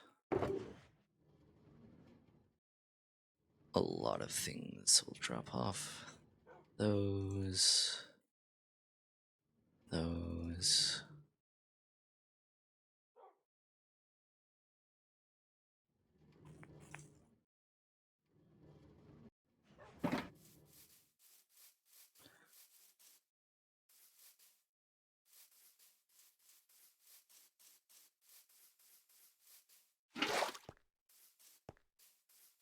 Let's go see if our cleric has more redstone for us.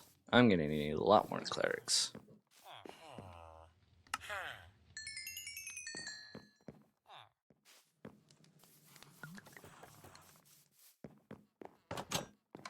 Gonna have to do a cobblestone grind for a second. Let's see.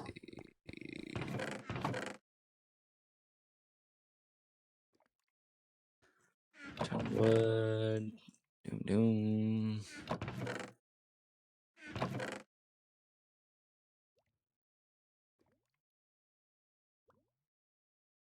Drop those off for a second.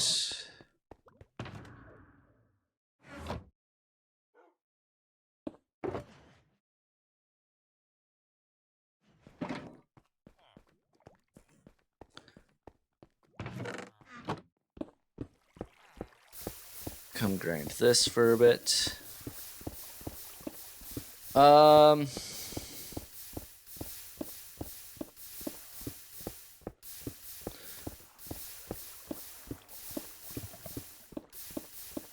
So again, like usually the biggest question I always try to ask people is, for each of your characters, like what's your backstory, what's your motivations? So let's start right now.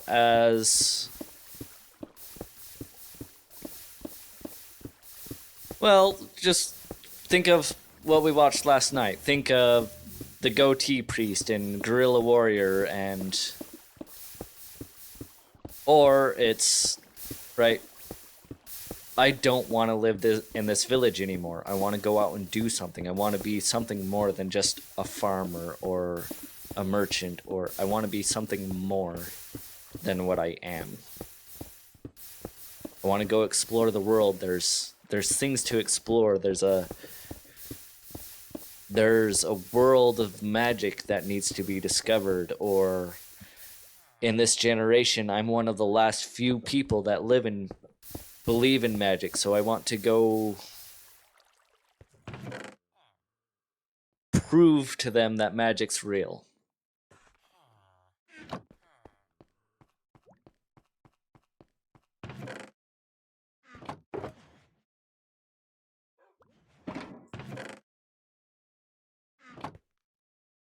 I need...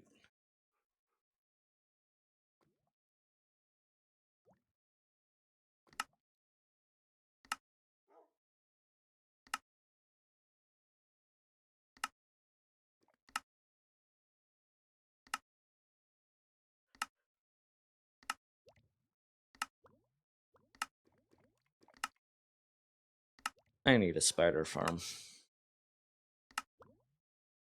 I'm all out of dispensers. And I need a ton more. Because that used up all my string.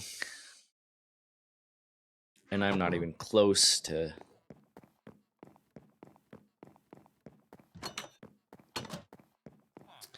But what that can do is get me started.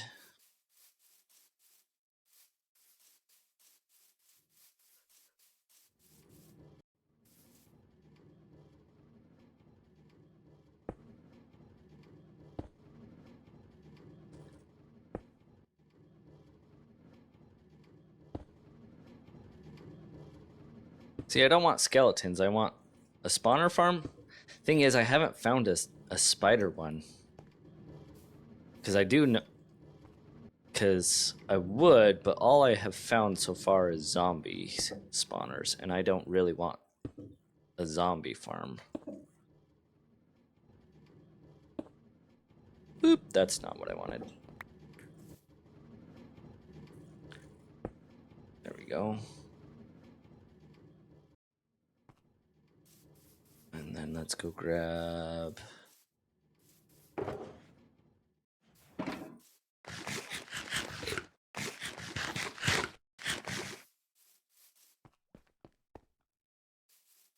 Yeah, I need to build a mob farm somewhere.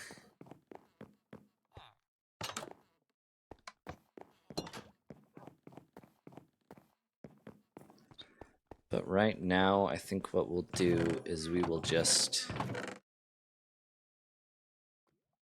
build some of these up and get some in the mapper. Oh, in chunk base?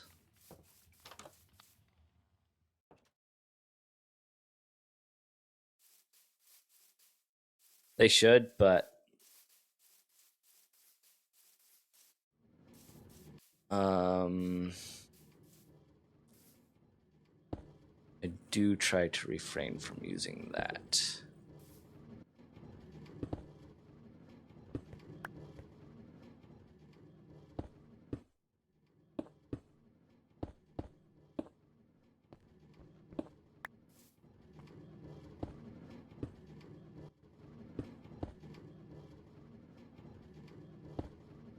And what we can do in the meantime is start getting some of these running. Because we need a ton of white wool for our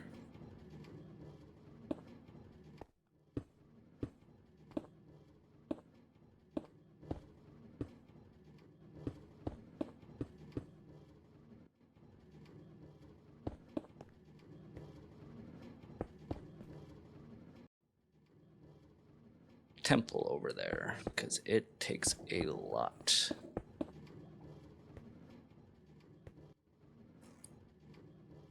Not gonna worry about that one.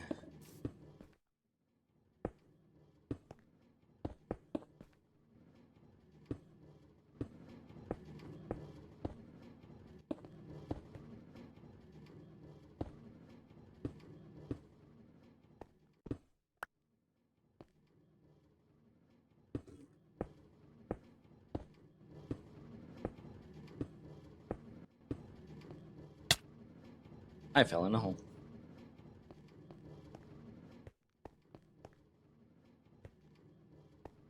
And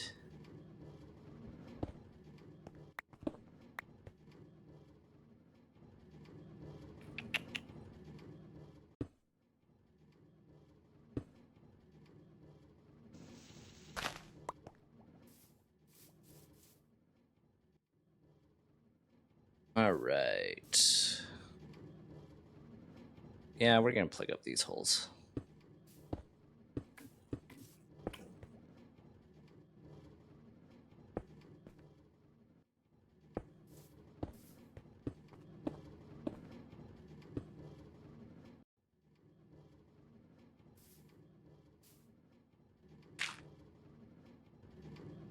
Boom, boom, boom, boom.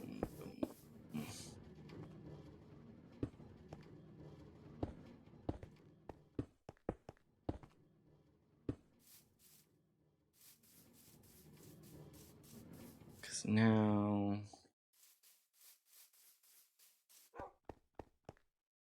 Well, it's dark out. Let's go hunt some spiders.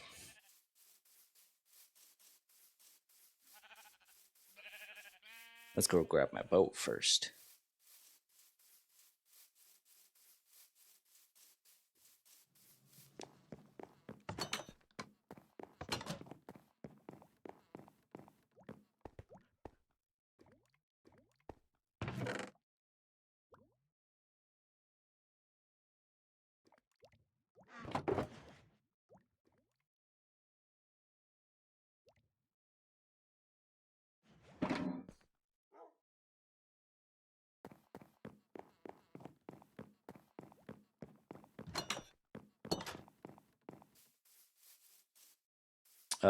Sorcerer, you have magical bloodline. So what is your bloodline? Where's your ancestry?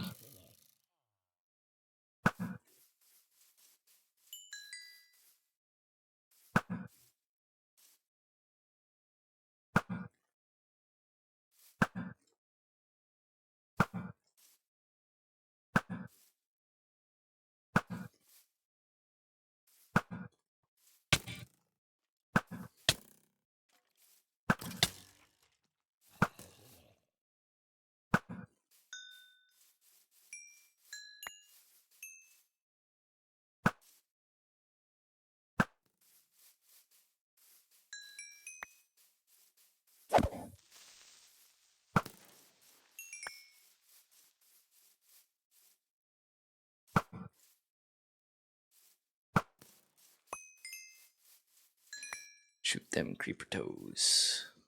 All right, where'd those spiders go?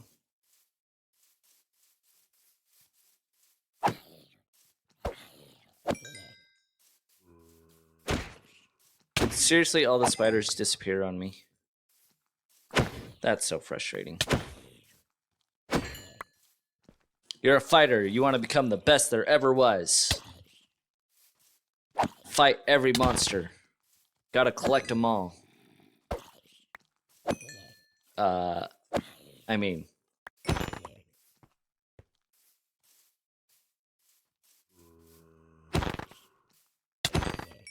There you are, spider.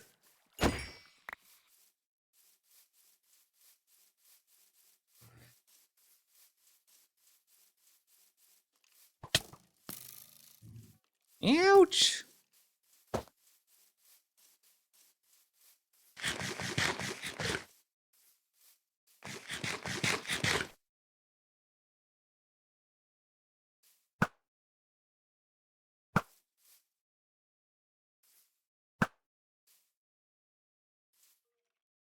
Come on, skeleton. Wow, that was a slick shot.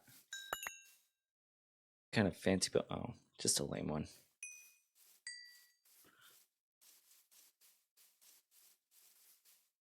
Spiders.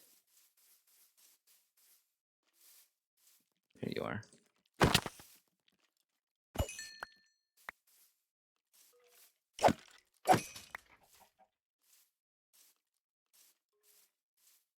I heard another spider and I don't know where it went. Spider. Spider, spider.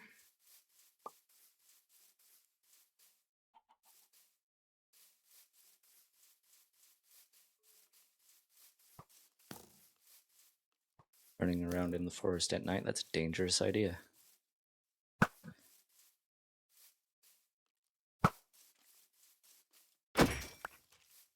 That was weird.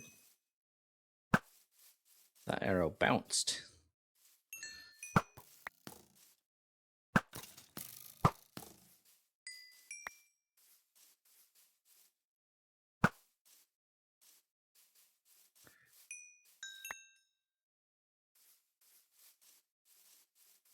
That's 3 bows. Don't know how many I need. You guys are annoying. Don't leave me alone. You guys are more annoying. You don't leave me alone at a distance.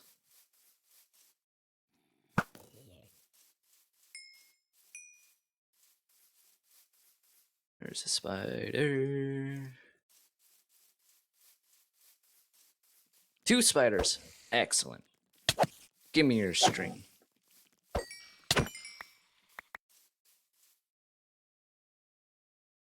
$14. We're just gonna keep going. I heard another one.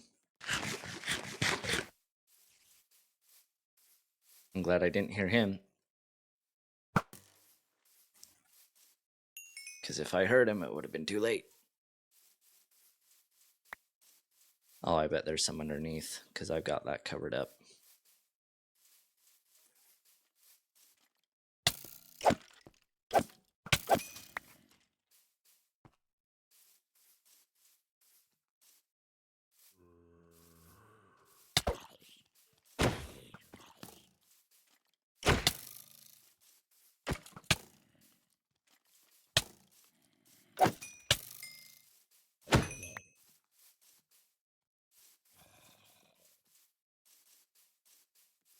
Spiders!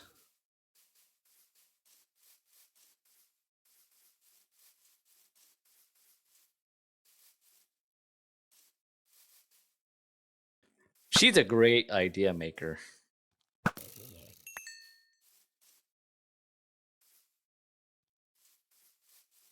Spiders.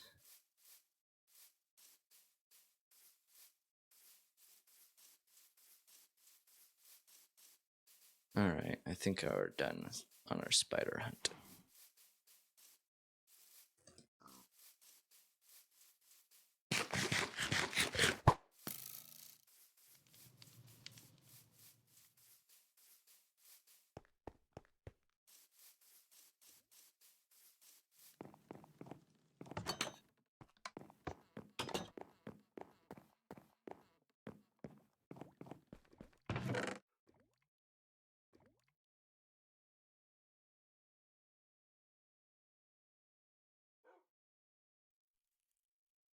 And bones. You were going to hide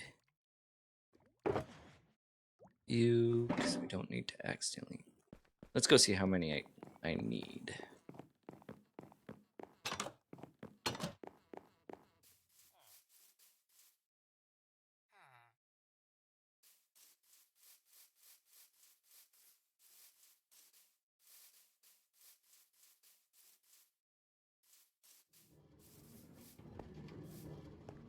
I have those 4. 1, 2, 3, 4. I need 3. Okay.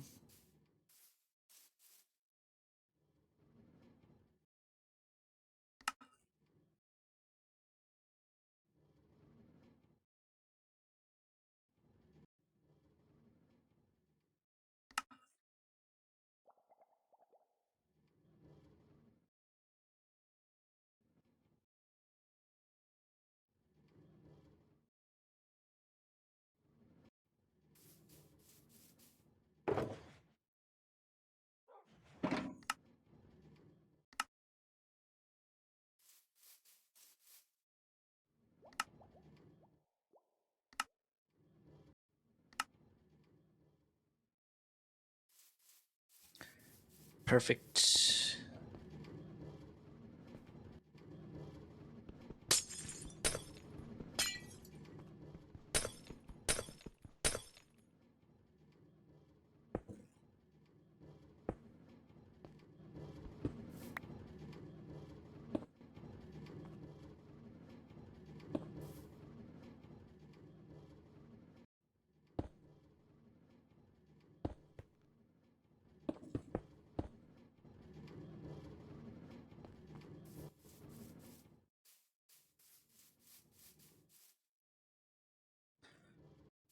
All right.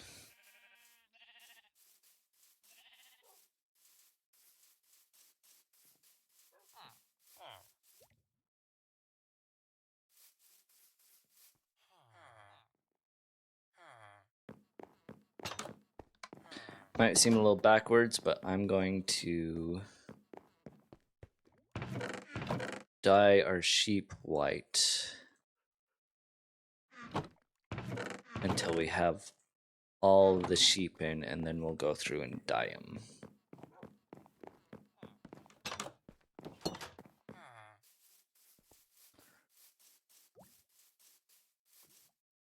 But before we do that, we should fill up our dispensers.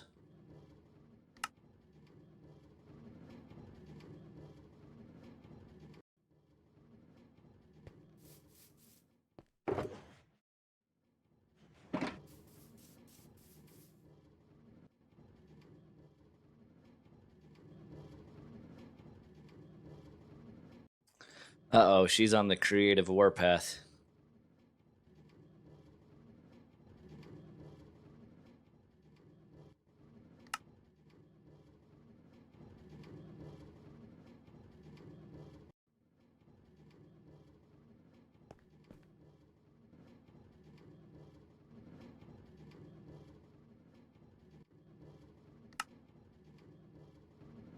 Goofball. There we go.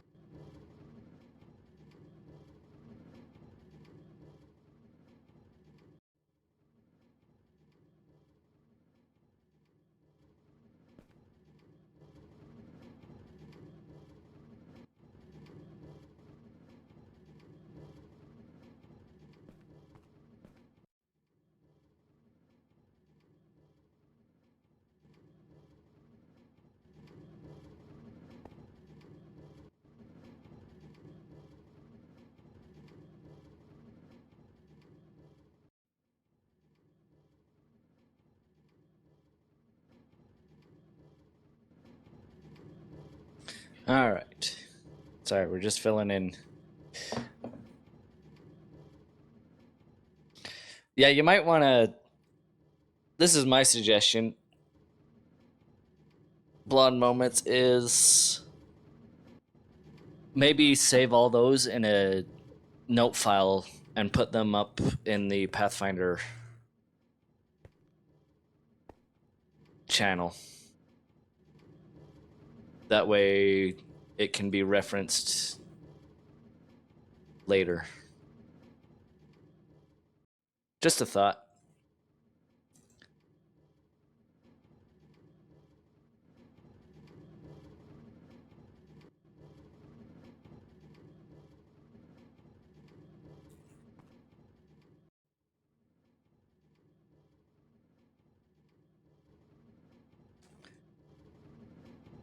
These take a lot. Nope.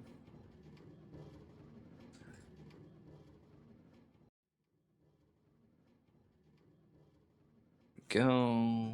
Boom.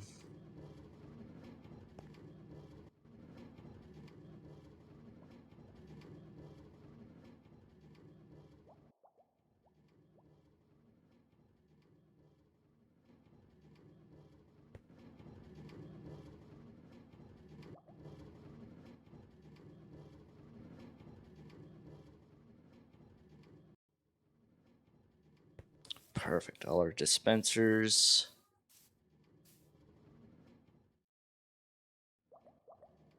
And the thing is you might not use those ideas, but it might get you to work on your own ideas. So we want to keep orange.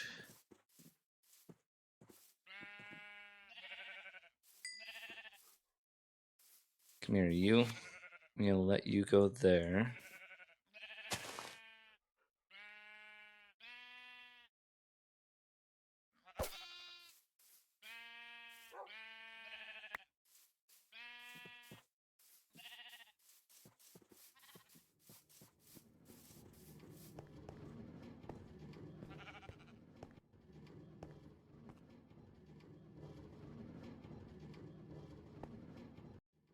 Oh, yeah.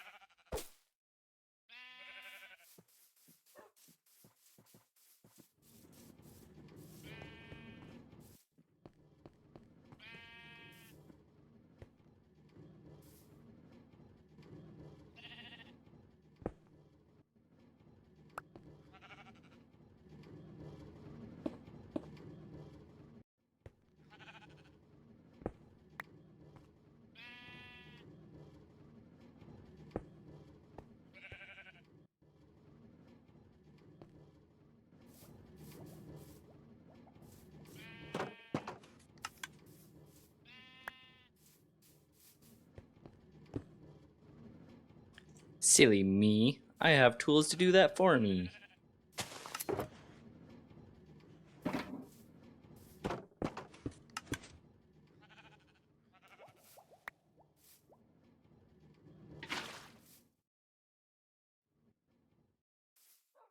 Alright, we're going to cover this up.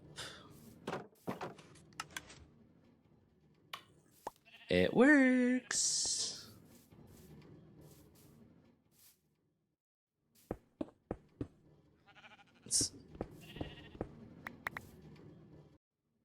Do I have dirt around?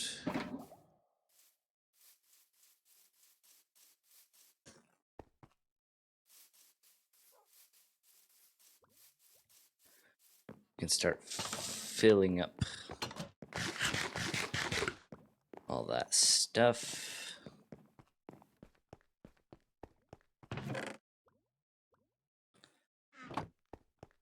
use the grass because dirt can be used for clay and mud.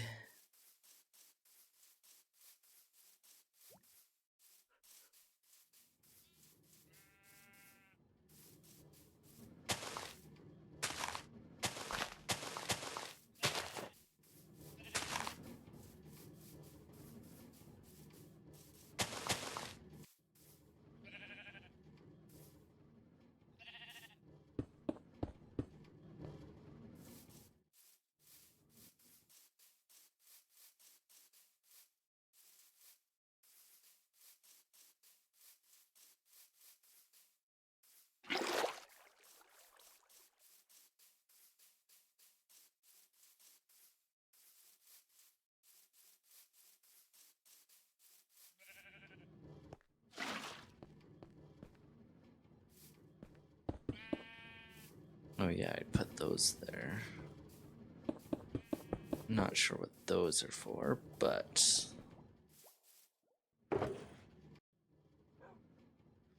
let's drop those off, drop those off, drop our glass off, drop the iron blocks off. Bunch of glass. Okay, let's go buy some lanterns.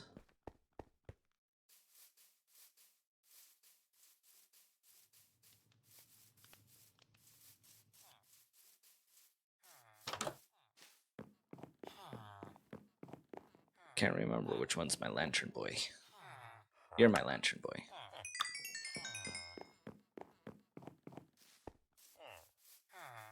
I probably have an excess of these somewhere.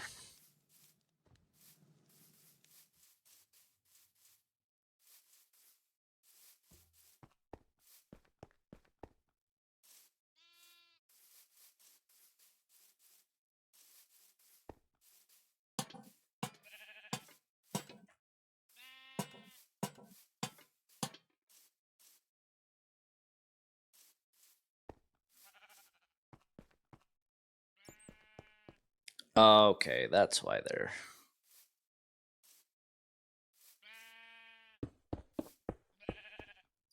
I need to get one in there real quick.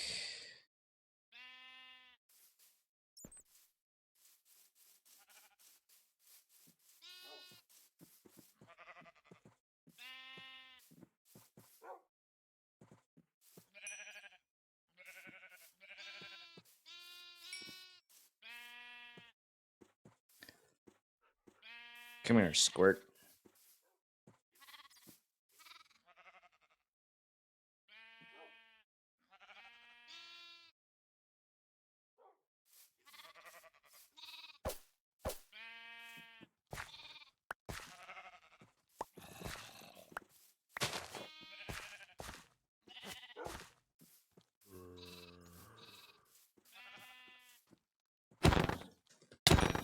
Not interested.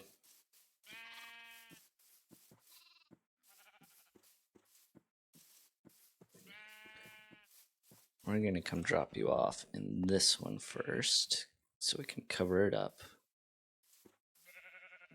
Come on. Thank you.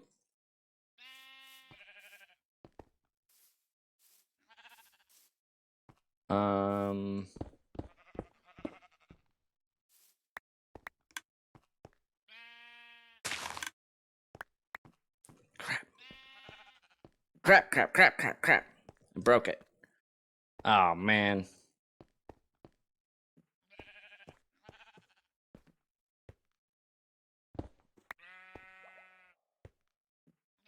I need my wings.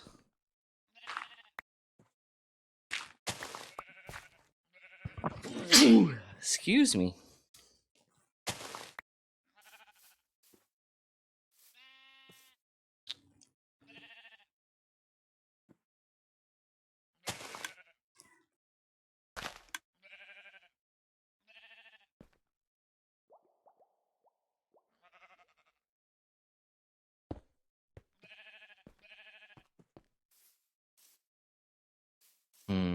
Because my cart stopped for some reason.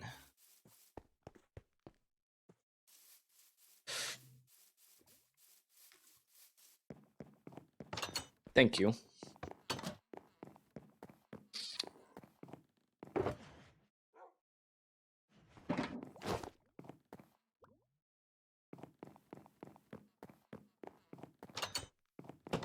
Just so we can get out of crawl mode, but now I need to get the sheep out of this hole.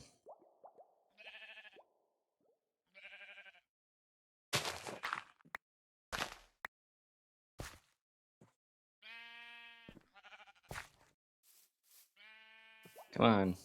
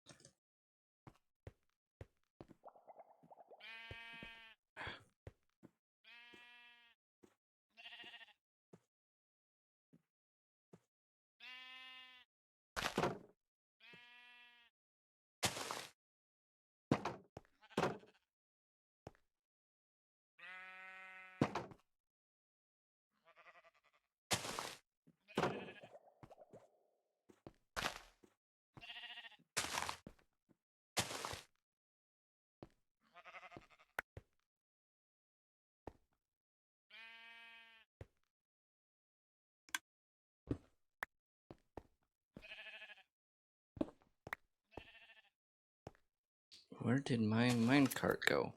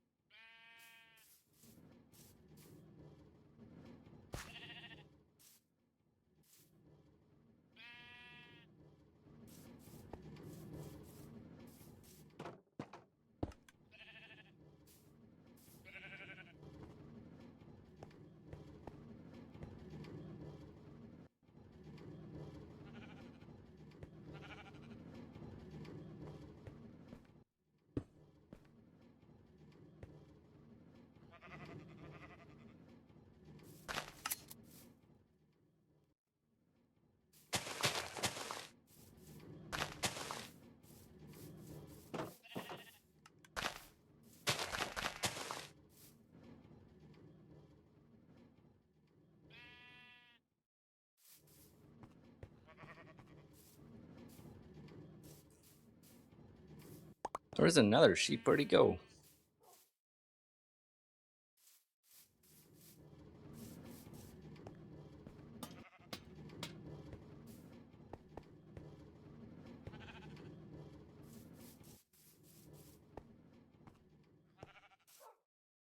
Man, it's amazing how fast you can lose sheep.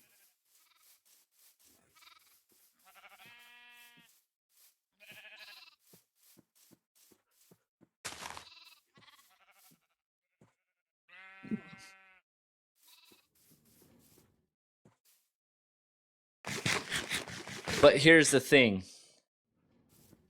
It's something that every player needs to experience just so they can get used to that happening. Because what happens if your second character dies?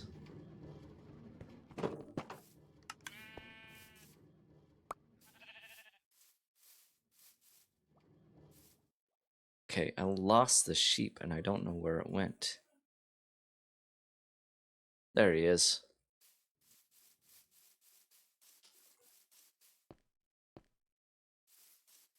So there is a level of attachment that you can get to your character, but when it becomes too much, then you get too afraid to do anything. There's a balance that you need to have of allowing yourself to put your character in danger, because adventures are dangerous. It's gonna happen. So you need to be able to allow yourself to put your character in danger. It's not you, so it's okay. But you're gonna lose them, and it's gonna suck. But you'll be fine.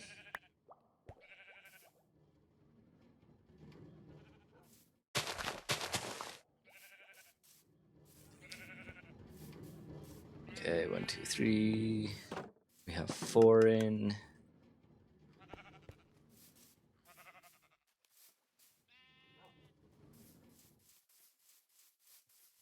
We're gonna run around and collect our sheep.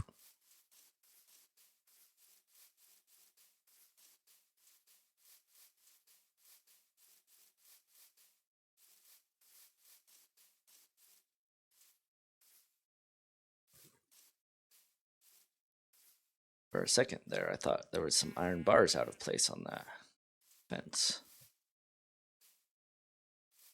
Another thing about these animals, how do they get in these spots?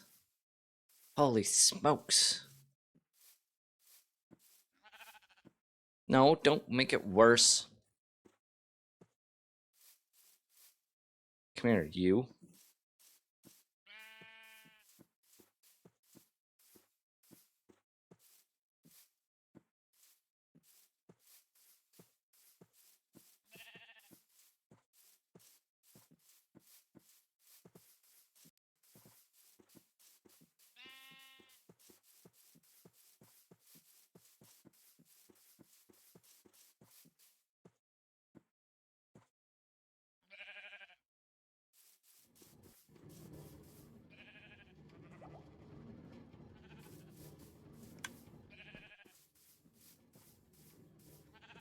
Okay. Okay, this one's empty.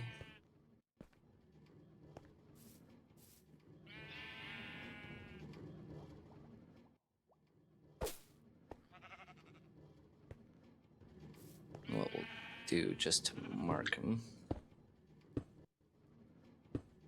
do that just to say have sheep in there.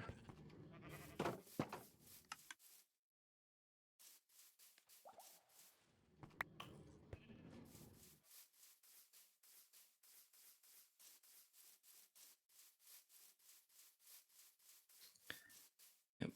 There's a yellow one over here. Looks like a pig, so we'll leave him alone.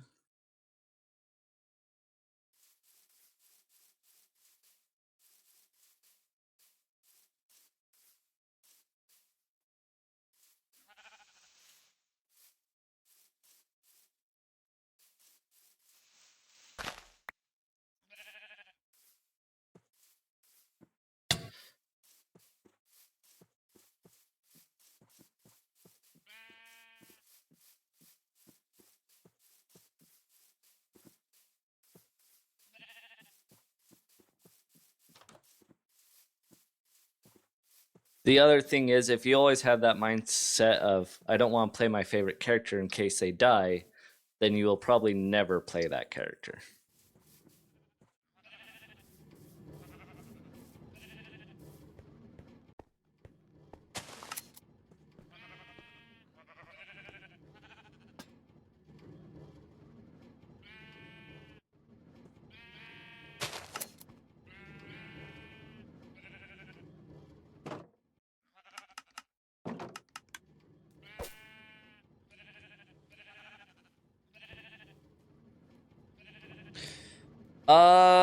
I believe we have some dice.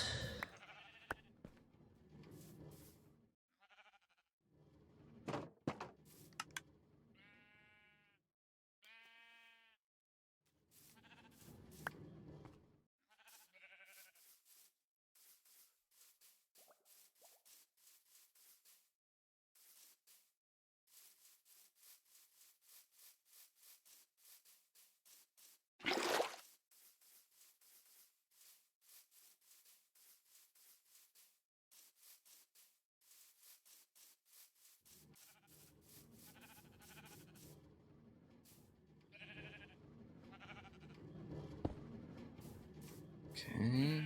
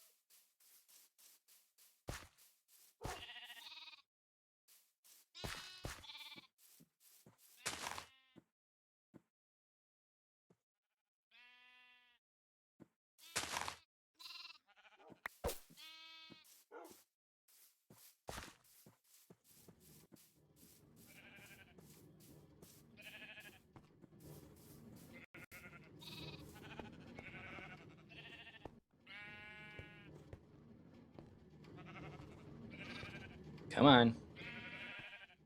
Come on.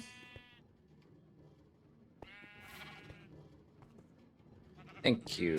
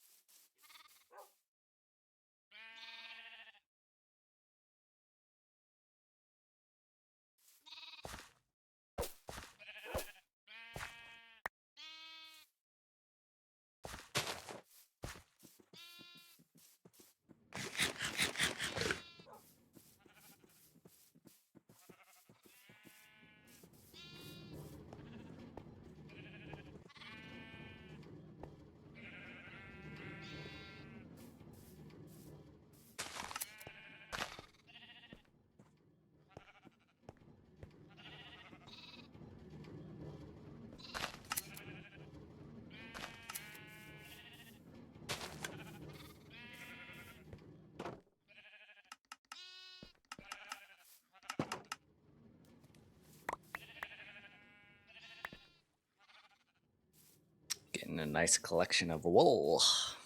Loving it. Okay, you guys aren't ready yet. Let's check out our box.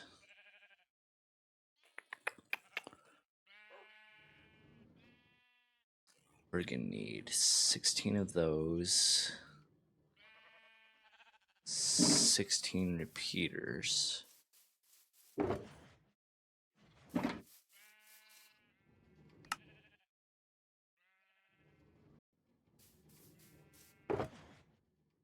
we use stone for repeaters. Yes, we do. Okay. Let's go make our repeaters, and then we can come back and make.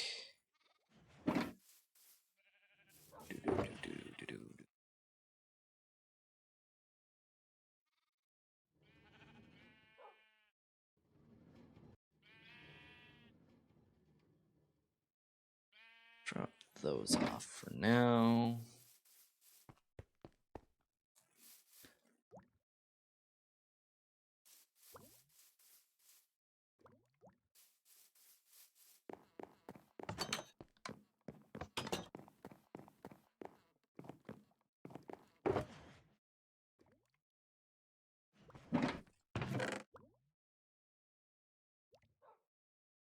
Here's the other thing about your favorite character dying. If they die in my game, you can always bring them back in someone else's game.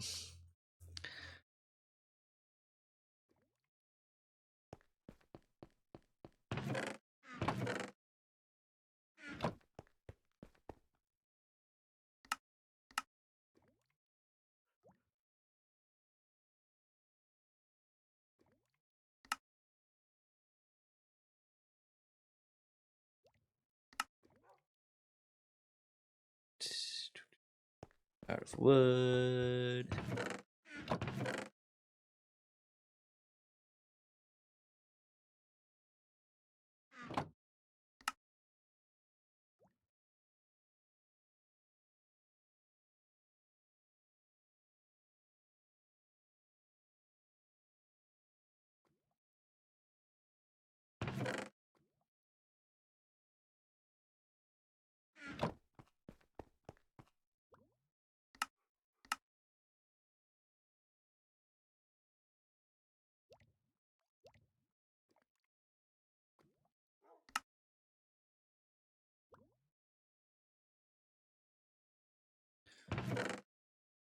Poof, I need a lot more.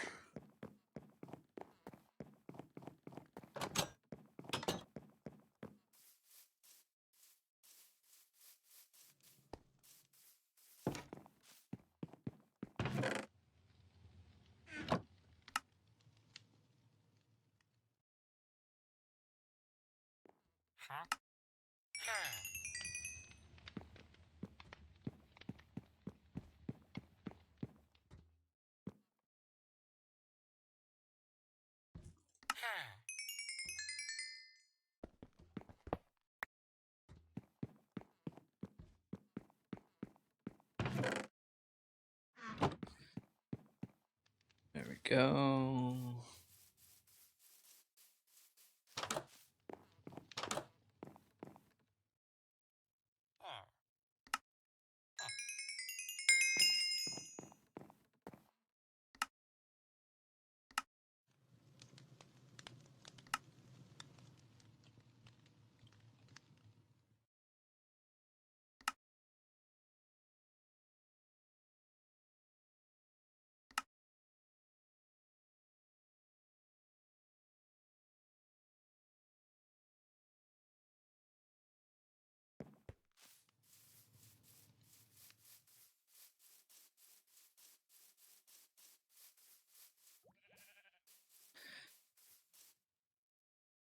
Let's see. How did I use a water system? I sure did. Okay.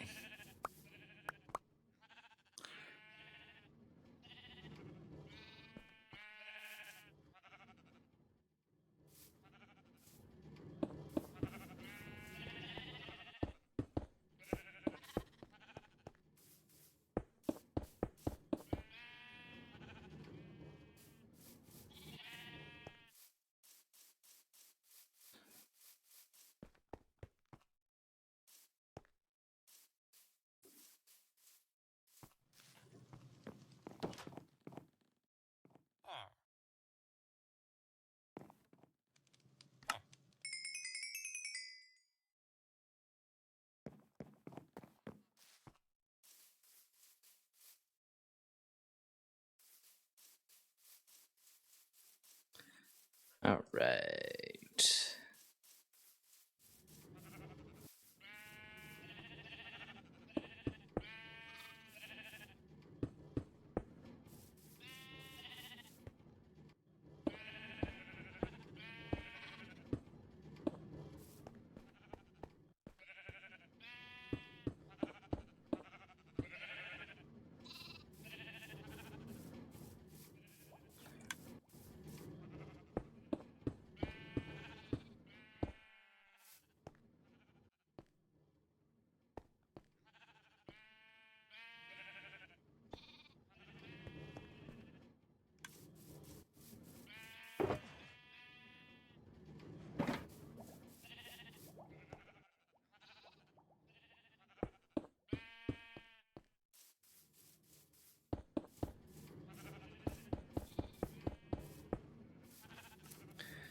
Gotta start building a foundation now.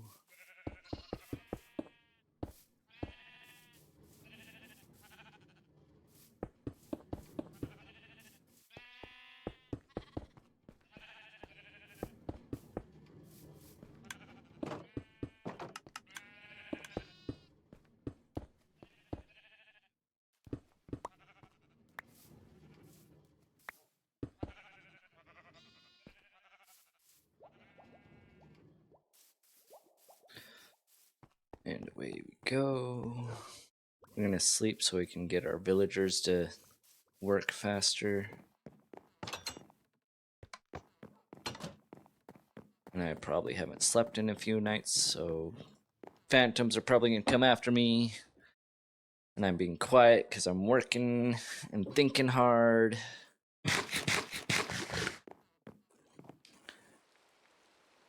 We want some more stone bricks because we're laying out our foundation.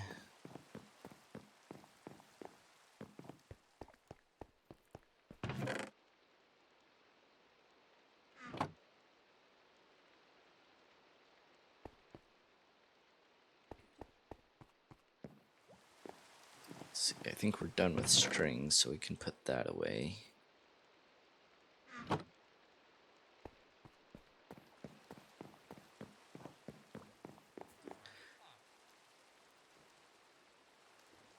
Don't know why I'm doing this. I'm just wasting dye by not doing it.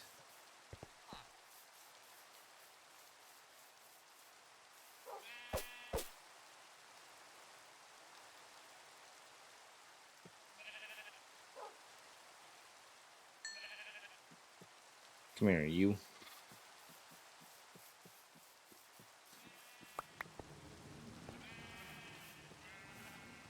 Okay.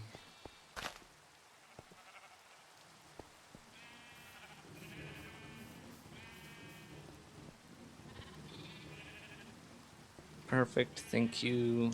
Greatly appreciate it.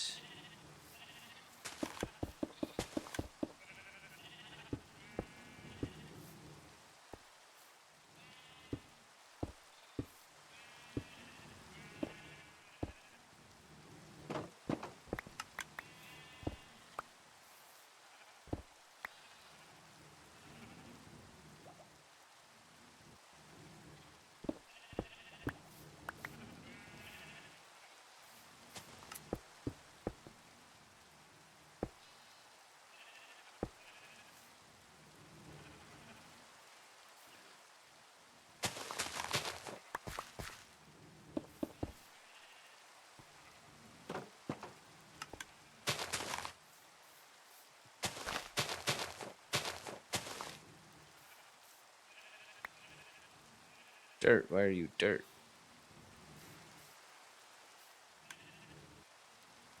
Oh. Because you're supposed to be stone bricks.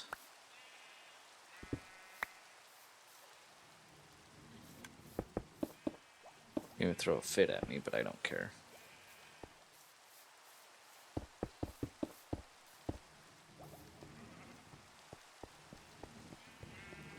Bushes.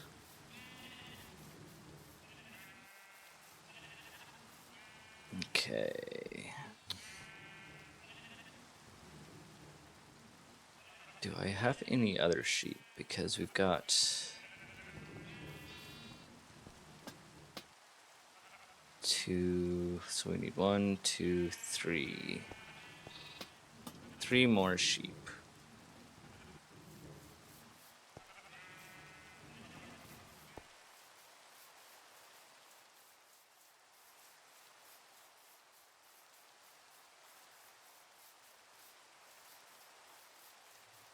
Got a pig over there. Looks like we have 2 sheep over here, which I could breed up, and that would give us 3. Now I just need to practice my mountaineering and get up there.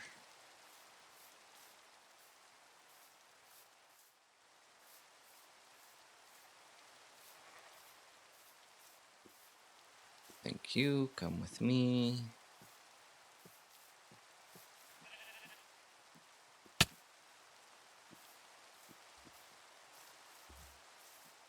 Thank you, come with me.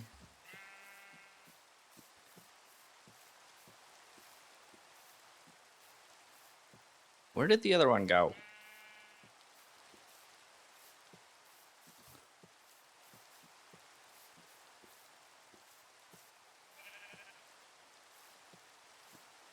I moved Coop. Too quick. Broke the lead.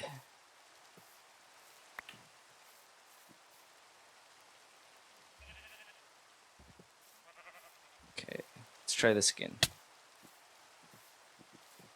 Let's go, you two.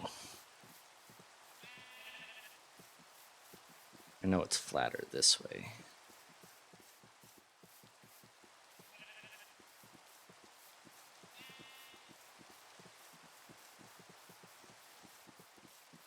Nope, no sheep for me.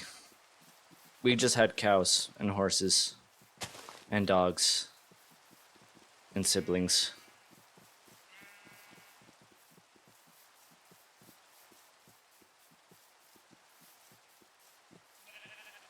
Oh, lost one.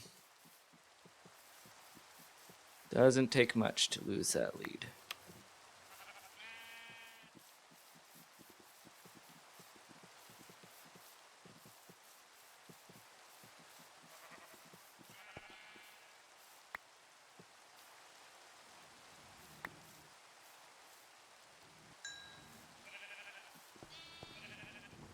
And we'll come do you one at a time.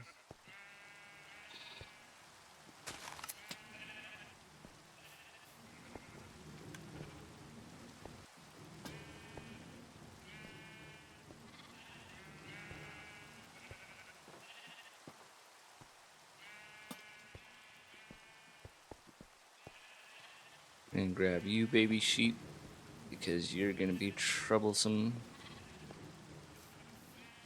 Okay, maybe not. Grab you.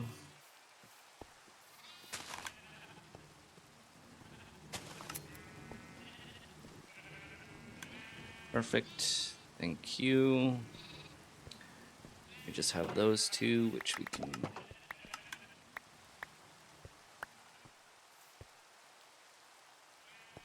get from these two.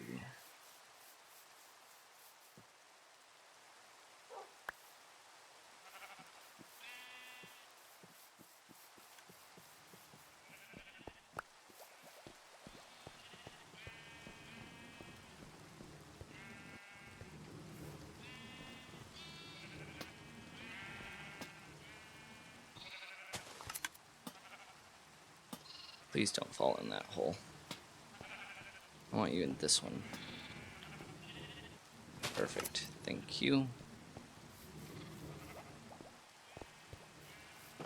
Where'd he go? Come here, runaway.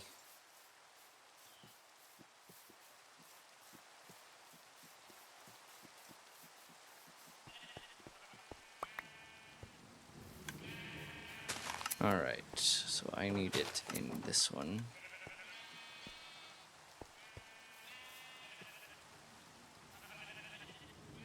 Perfect. Now we are set to go.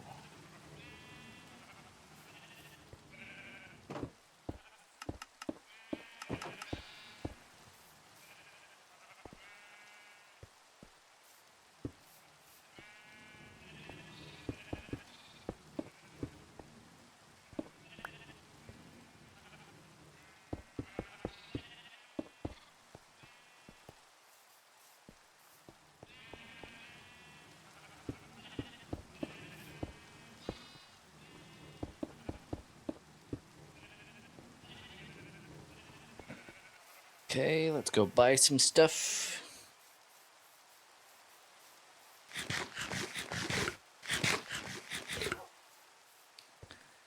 And we need to start making up dyes for dyeing our sheep before we close them up.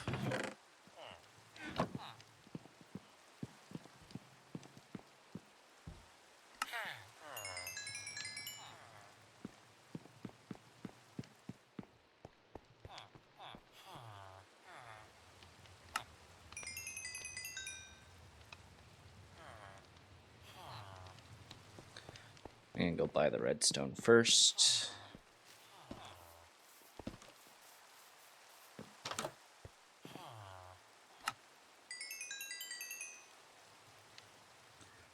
Okay, and then we'll come in here.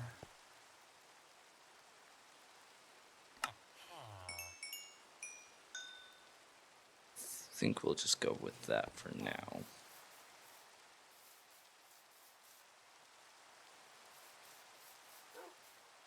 Hope that's enough.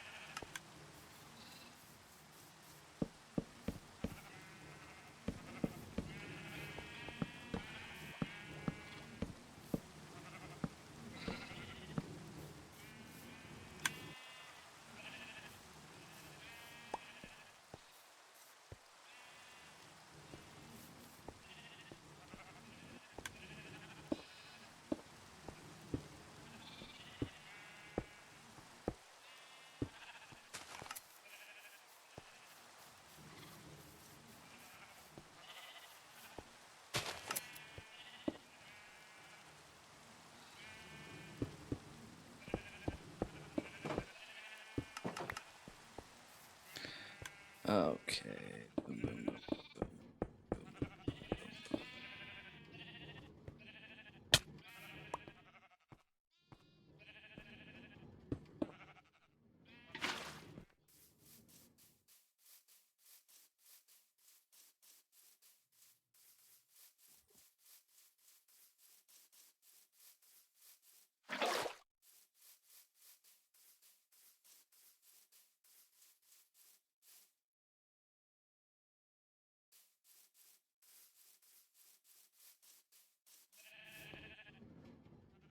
Crimson planks. We'll have to start working on those.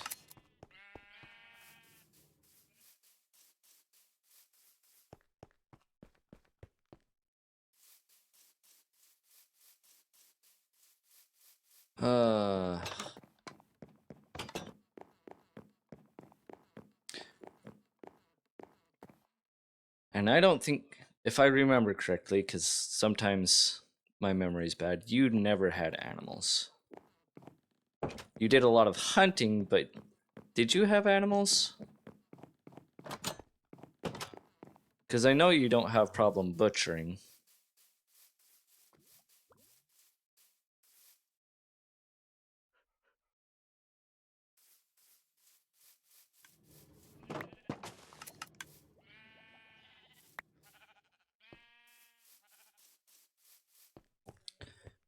We need to start growing some crimson trees.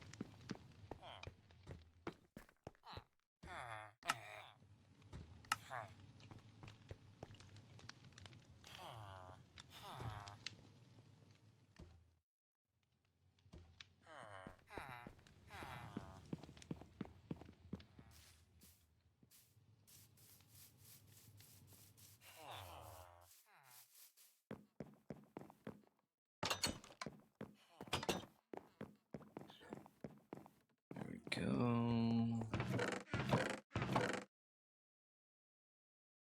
Got a ton of that, which we love.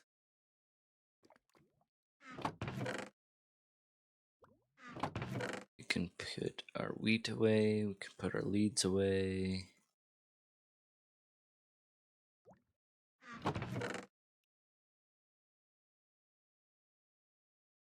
Okay, we didn't have extra lanterns, which is nice.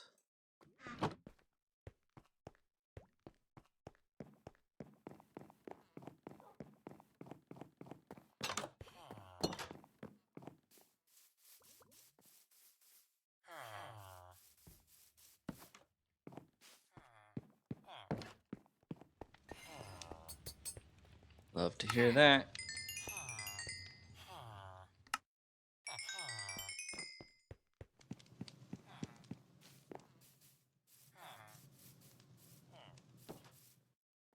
Okay. That's what I thought. It was you didn't have animals, farm animals, but you did a lot of outdoor activities. Okay. It was Fireship who's the one who had animals. Or worked with animals at least.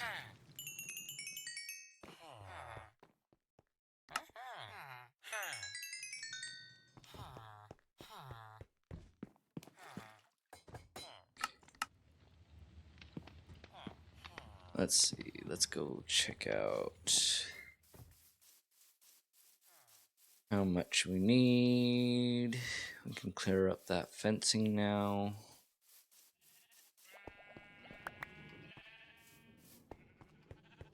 Need 1, 2. So 6 and 2, so we need 8 more. Okay.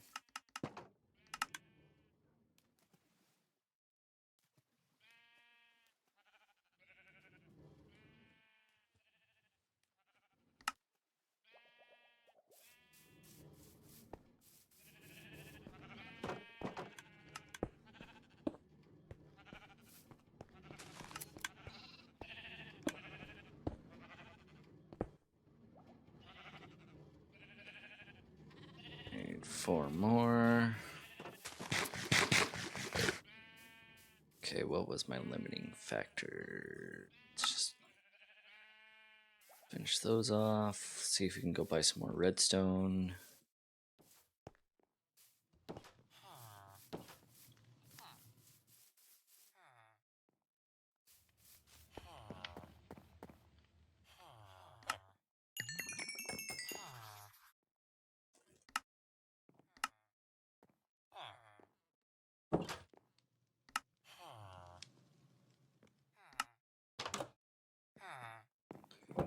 Perfect.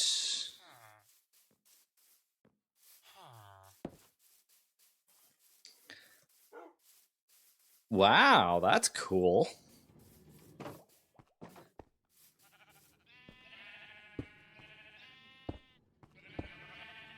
We never got into the exotic pets. We just had normal dogs and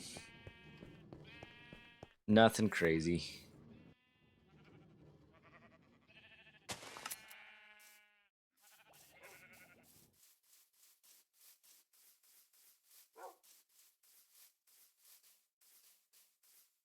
Okay, I want to build the rest of our sorting system.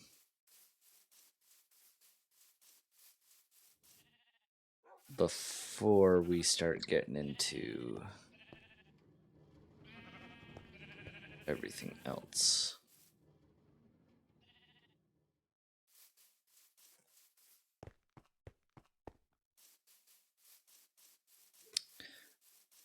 So I need a a ton of wood because we need a ton of chests. At least 32. At least. I think we had a catch-all at the end. So I'll have to do a little bit more extra on that.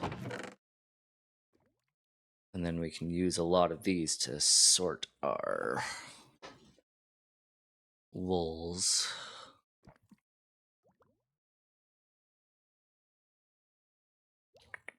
Let's drop off you. Let's put you down for now.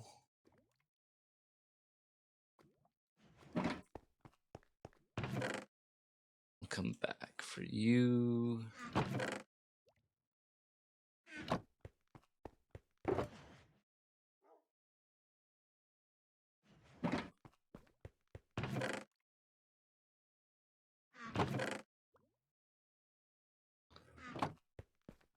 Just to make sure this thing's stocked.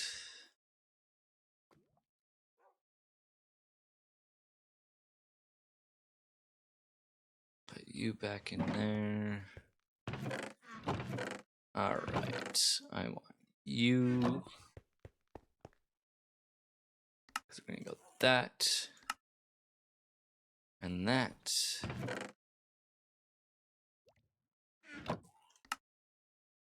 And that.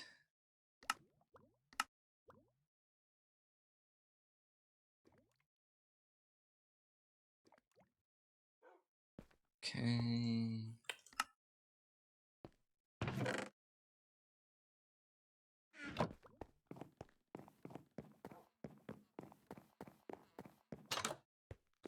Albino snake. What kind of snake was it? Like a ball python? Or was it a different type of snaky snake?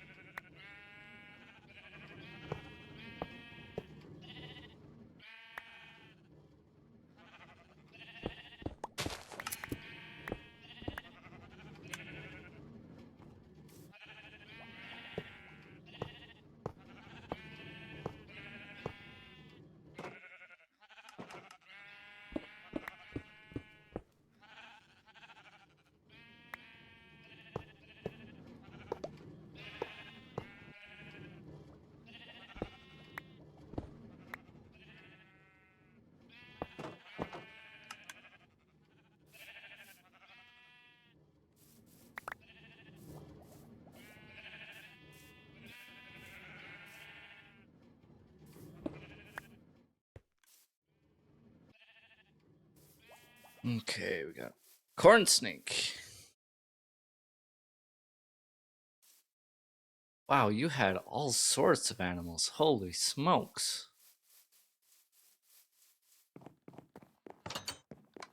I think we had a beta fish at one time, and that didn't last very long.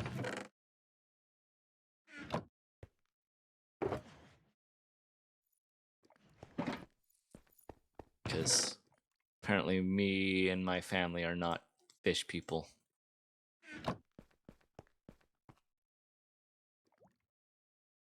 You would feed it live goldfish. Very nice.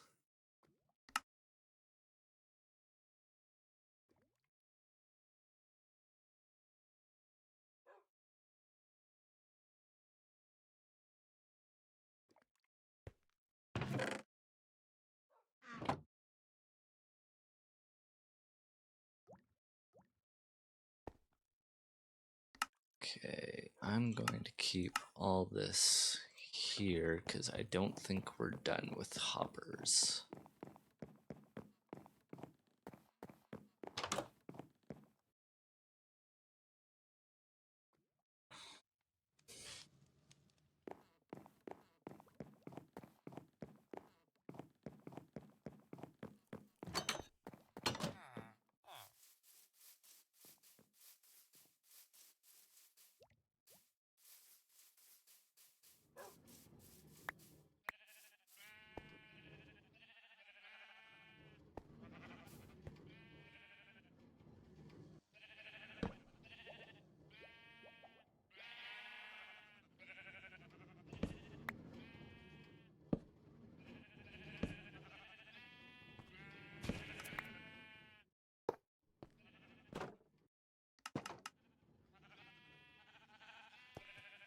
Yeah, okay.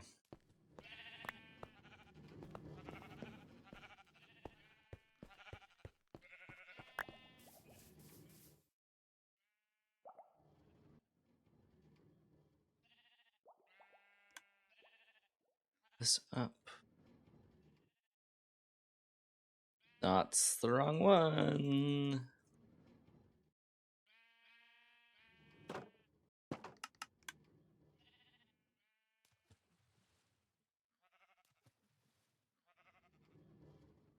16.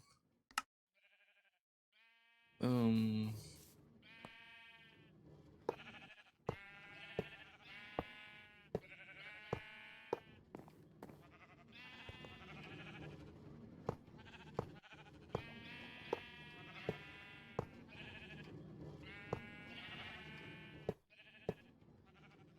Okay.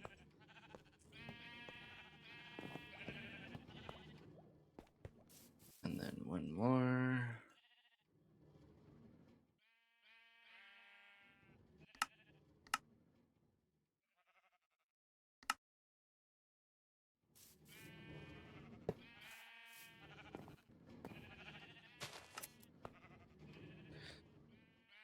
Okay, so now I need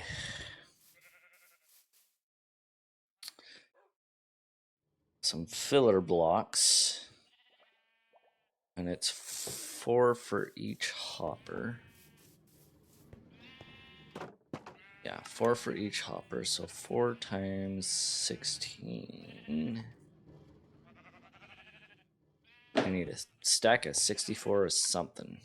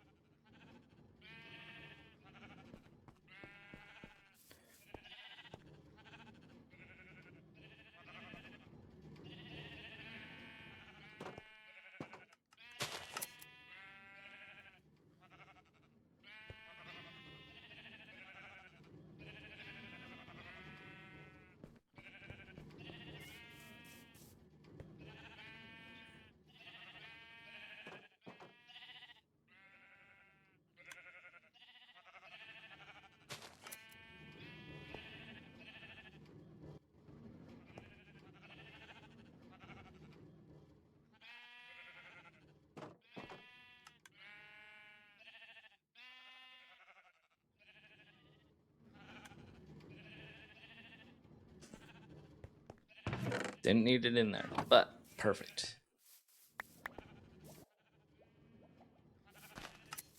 This first one is where we want our white. So we're going to toss that in there. And we need to start building. That's packed ice, that's packed ice. That's packed ice. It's jungle planks.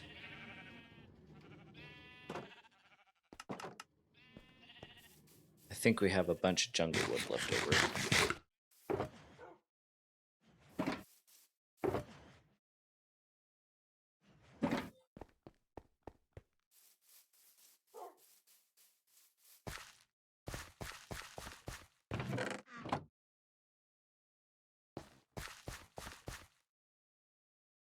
Okay.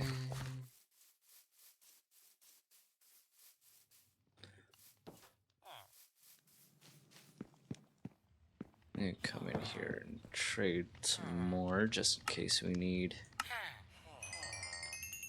more emeralds.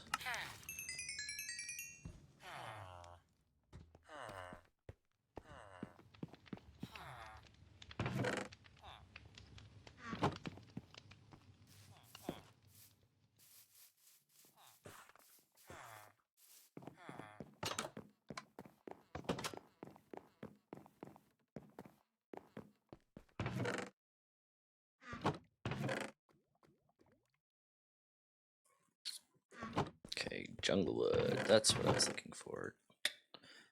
Can put that back.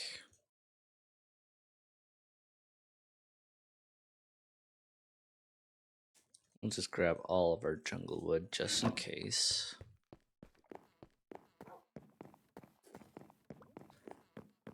We don't want to fill in the flooring because we'll need to get our sheep dyed. And we're going to want to do that incrementally as to fill up our sorting system. Jungle planks.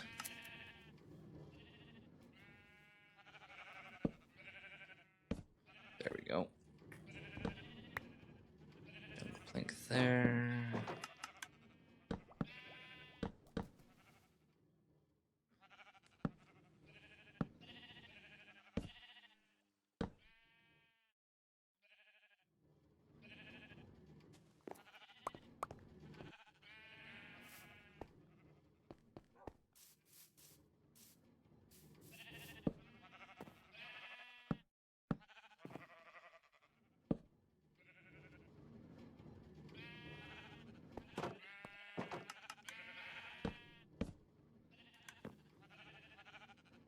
There.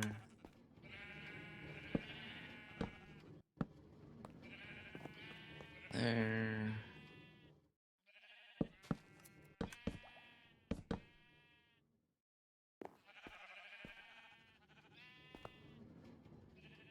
That's for decoration.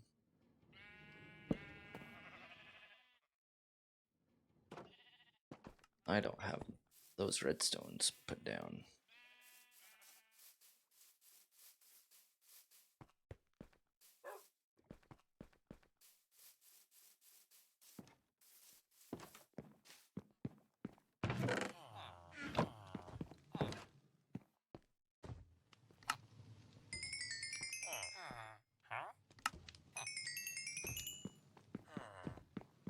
Iron Golem's in the way.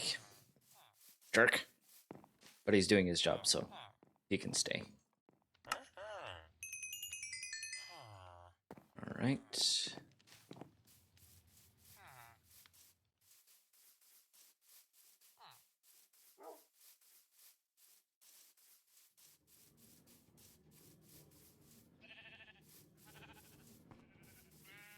That one's all filled in.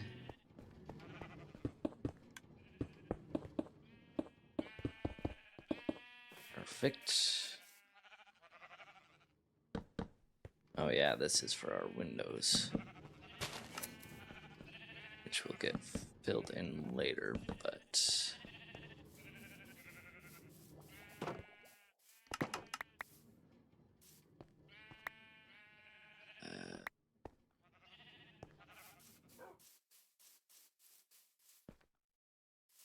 go grab our redstone box again, because it has a lot of the stuff we need.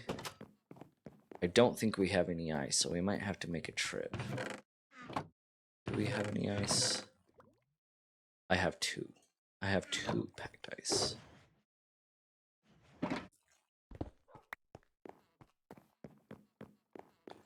Which may or may not be enough.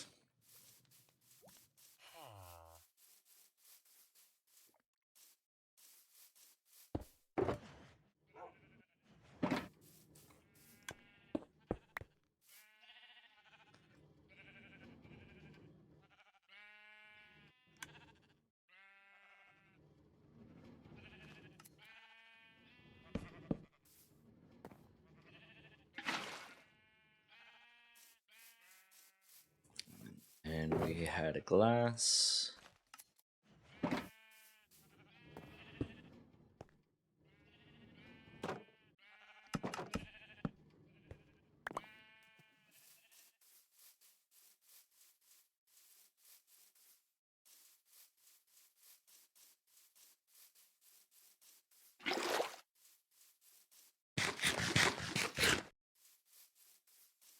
Okay.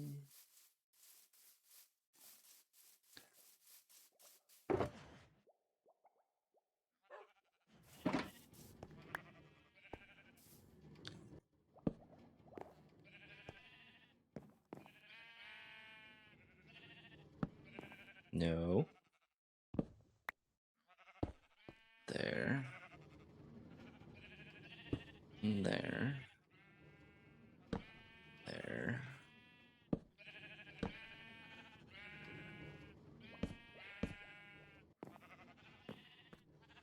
Packed ice there. Packed ice there. Okay, I need 2 more packed ice.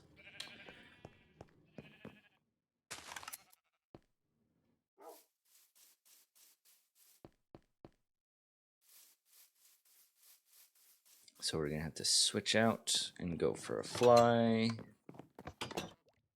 Little zippy zap.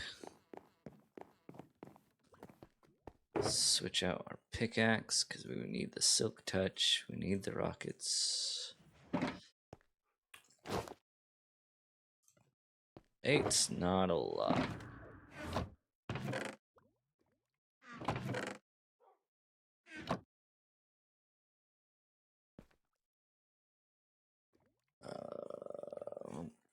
Hmm.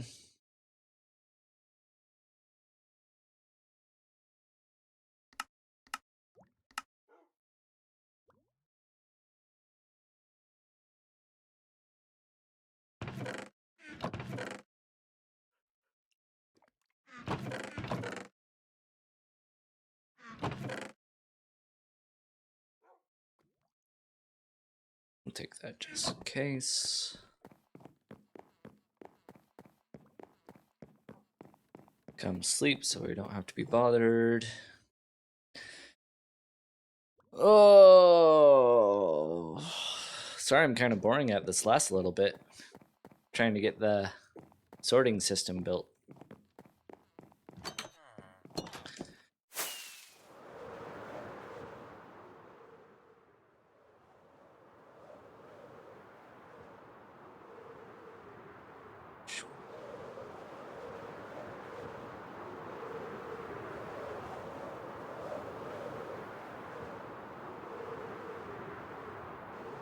Zippy zap.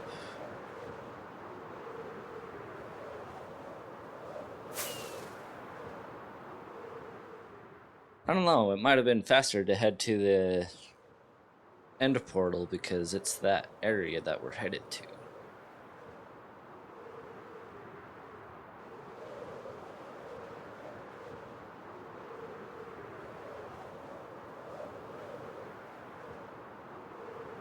Over this little ocean right here.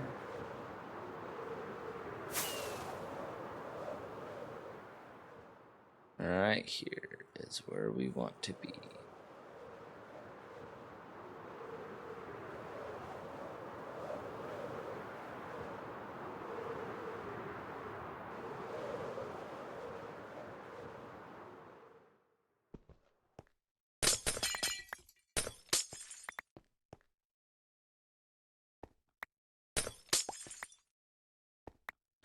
That's nice.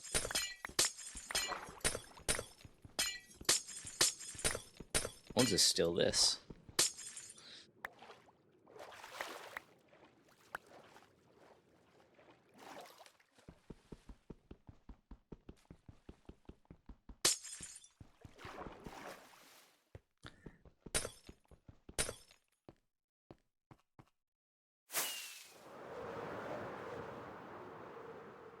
Whee!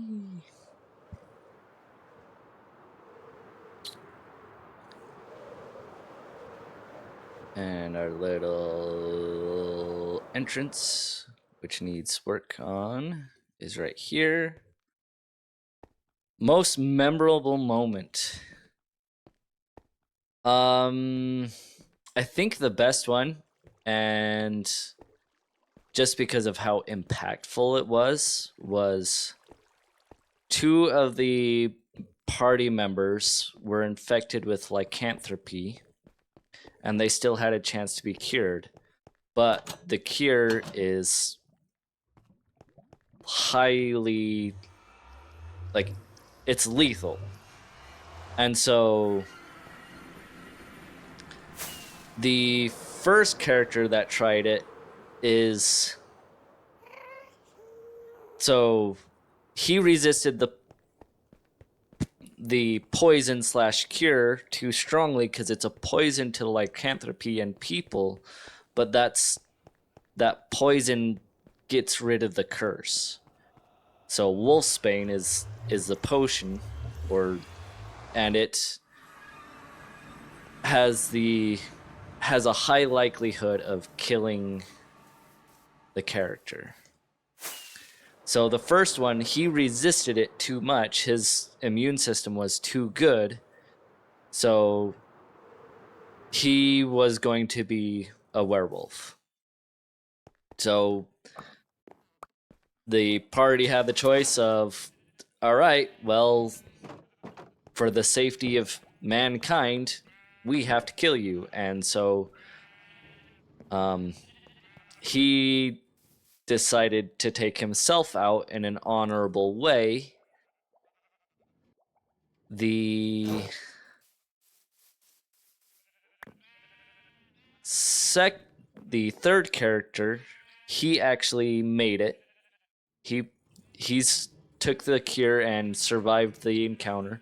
The third one was super close, but he passed away at the last second. He had a crit fail on his death saving throw. So he survived the curing process, but he didn't survive the poison. And that was a character that was from the two characters that died were from the start of the campaign, and it left the one who survived. He was the last character from the start of the campaign, and so the player had to figure out, well, I'm the last one of my friends. What do I do now? And so it was a really hard moment, but it was very impactful for the players and characters to deal with.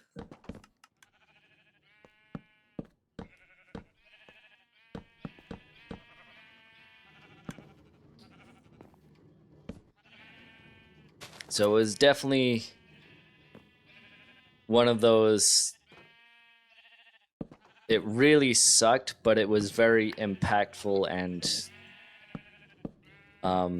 everyone handled it really well. It was a really cool experience to have for all of them.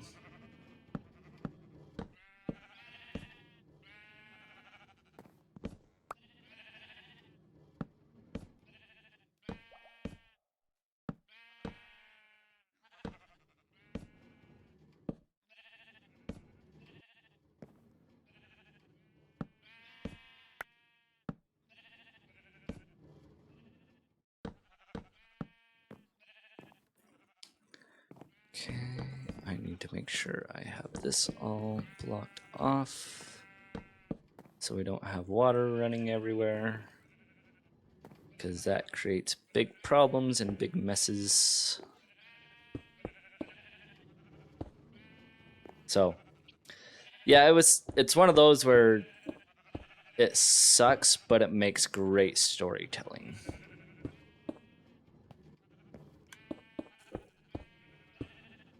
So, again, losing a character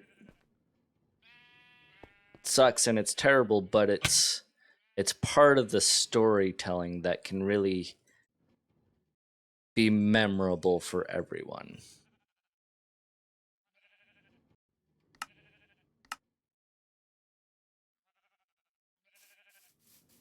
Okay.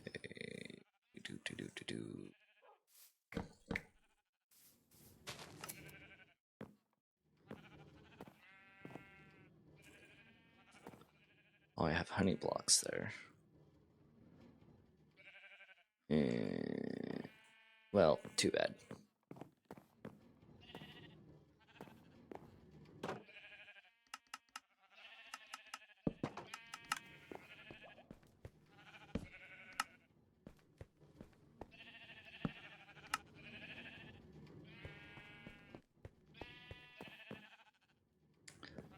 I need one more.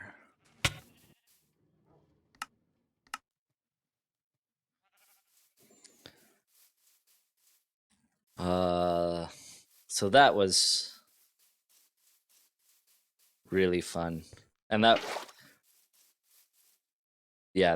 point, like, we had fully gotten comfortable really deep into the campaign. It was really fun. I loved it. And the thing is that the players really enjoyed it too, because it showed purpose to everything that happened. right? We didn't kill someone off and move on like nothing happened. It was huge impactful moments of, okay, what does my character do now? Because kind of in his mind he was alone, even though he had these other adventurers with him. He was alone because his friends had died.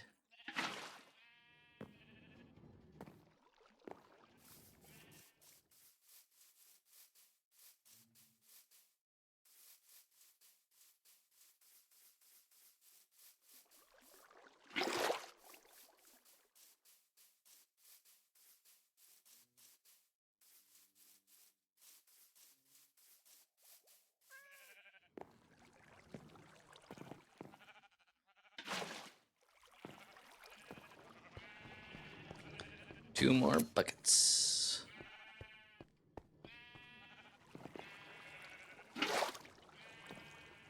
I think I'm being silly. Yeah.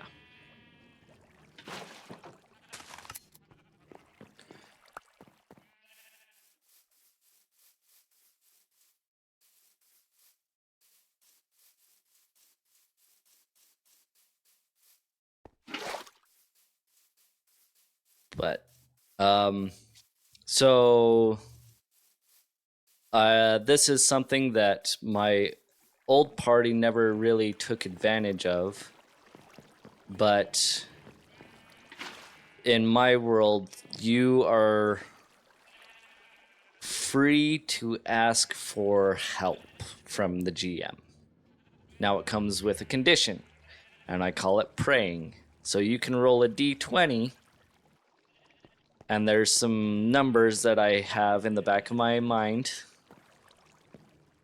of, are you able to hear this inspiration, or how much inspiration are you guys able to receive? So when you're stuck as a party and you don't know quite where to go next,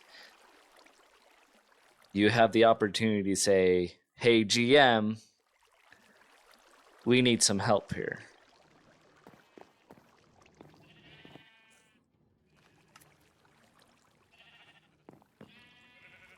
But I think we have our sorting system all figured out, because that should fill up.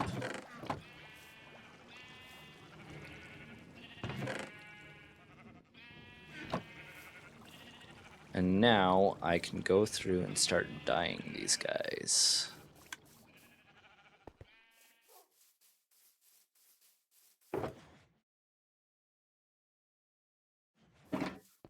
So that was my favorite moment, not because I'm a terrible, awful GM and I thrive off of my players' tears,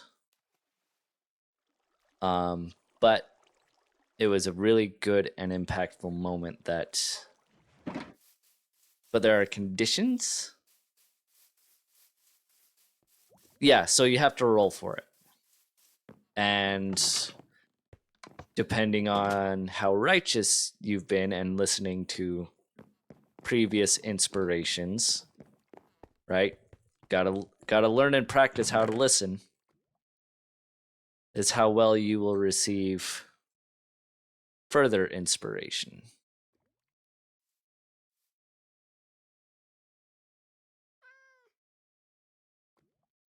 And I'm not talking about the players, I'm talking about the characters, right? I have a moral score, kind of think like strength, charisma. So there's a moral score that everyone starts with. Everyone starts out at 10. And so pretty much what that 10 is the number you have to beat on the dice. So everyone starts at 10, and depending on your moral actions in the game, that number goes up or down.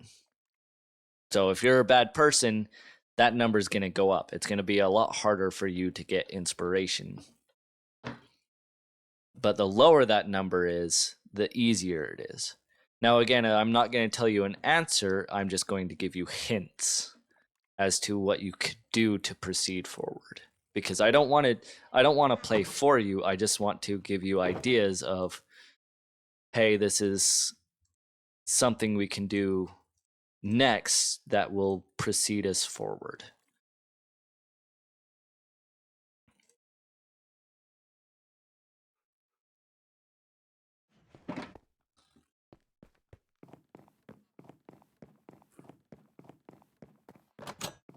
I need to find some dyes. I don't think I have any ink sacs. Looks like I don't have any ink. I think we need to go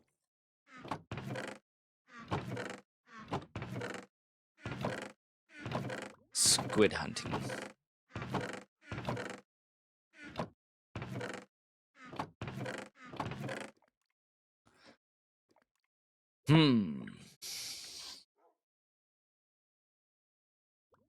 Yeah, and I tried to get my previous group to use that, but it never clicked for them. So yeah, it's one that's not going to be a usual thing you're going to find in a normal game. That's a house rule of, hey, sometimes the GM's being incredibly vague, right? Because you have a mystery you guys need to solve. And we need a little bit more help. Or sometimes the GM's just not being a good GM. Because that happens too. And so...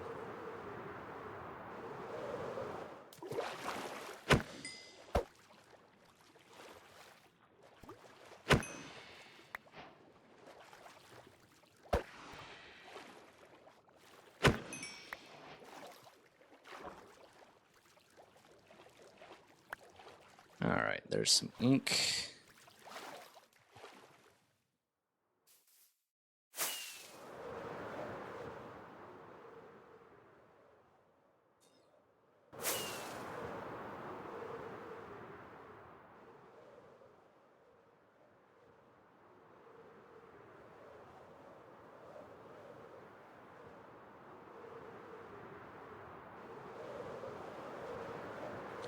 Oh man, flying over this place. This place is looking good.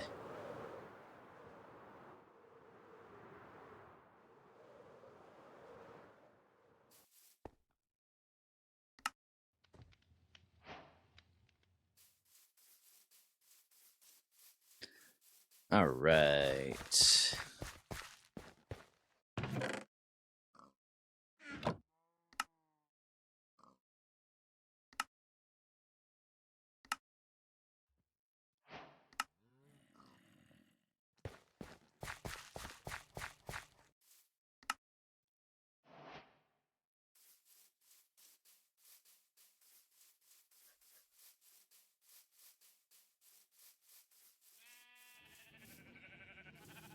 Okay, so white, we want you to be light gray.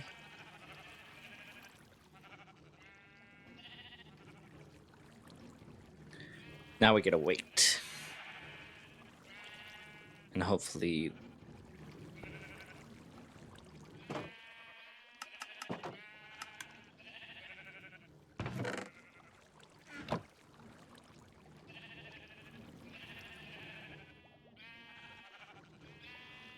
Come on. Need that grass to grow.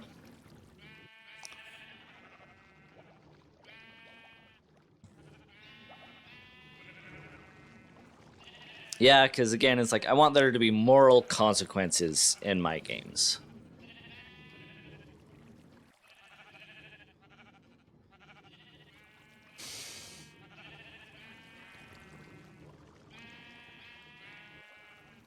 Because the other thing is, there are drugs and alcohol in my game. Because I'm gonna let you guys choose.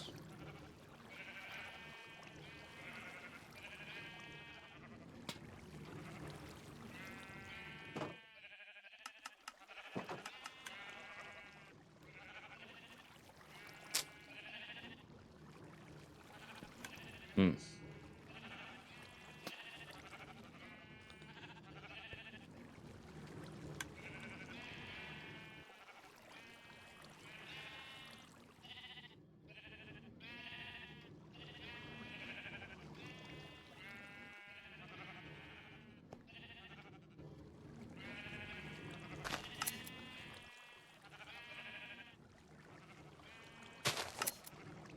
Got him.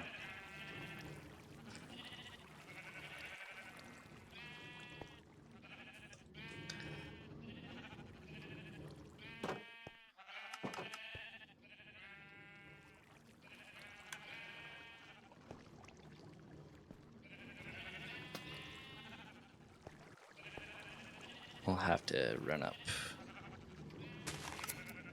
Ah! Nope, nope, nope. Oof. Mistakes almost happened.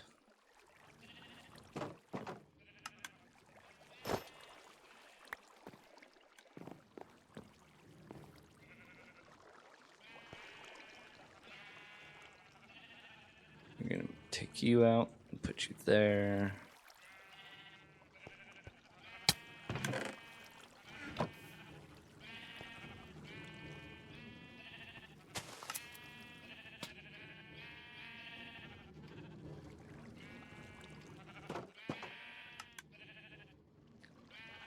Oh. It's Druid who is a village.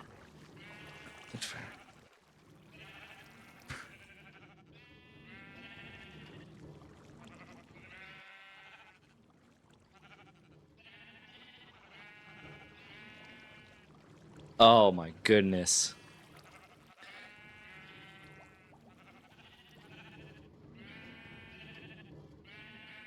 That sounds terrible and awesome all at the same time.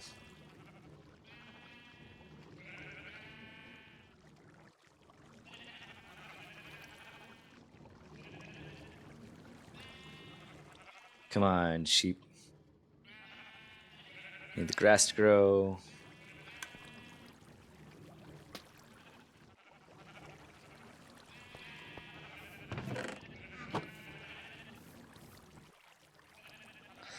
Waiting.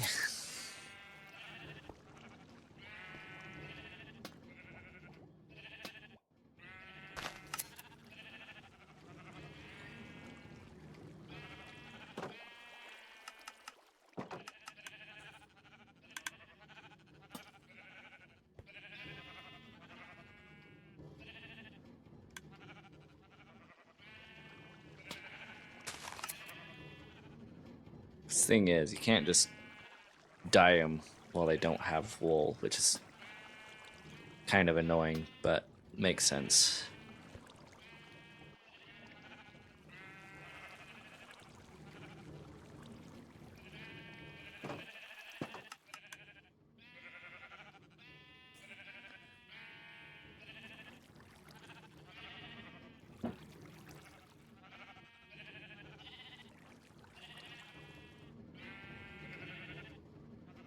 Yeah, one of our stories was there was a goblin. I think he was an alchemist that was taking care of his sister who had a mental disability. And if you think back in that time, having a mental disability is just about a death sentence in that world, just because of how much care it took with someone with a big disability. And he was the only one who knew how to make a potion that would help her be a little bit more socially adept and integrate into the world a little bit better. However, he was being blackmailed by another goblin who was trying to start an uprising. And so he was bombing casinos for this goblin just so he could get the ingredients to take care of his sister. and the party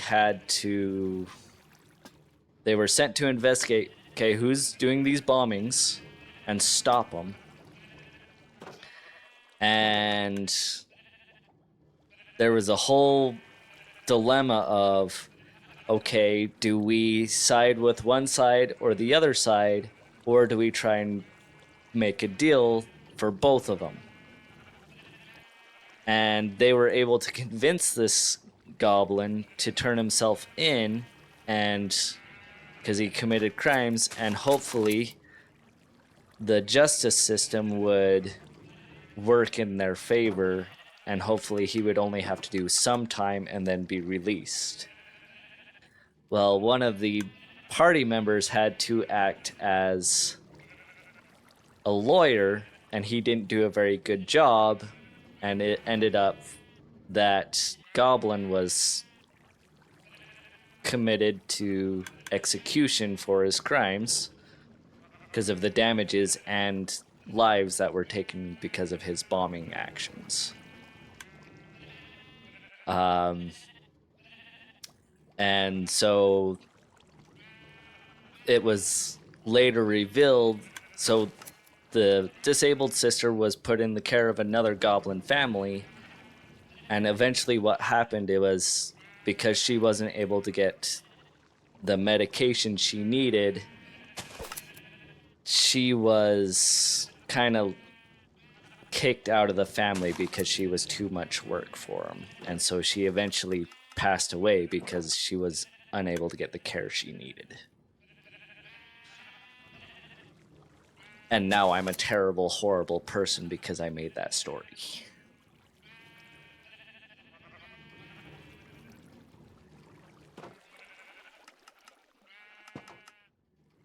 But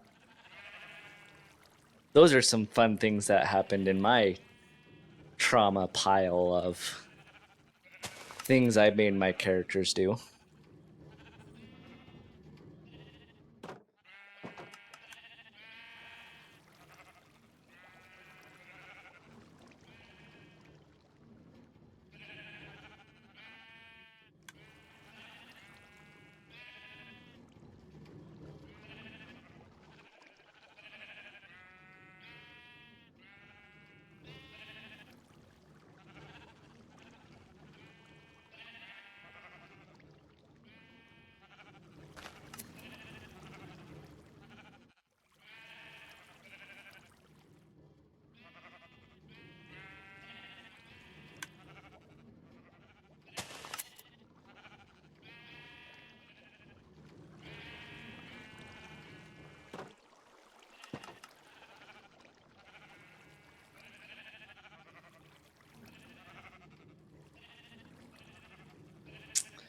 So, yeah, that whole story was part of a.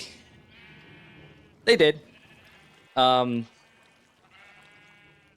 learned more about the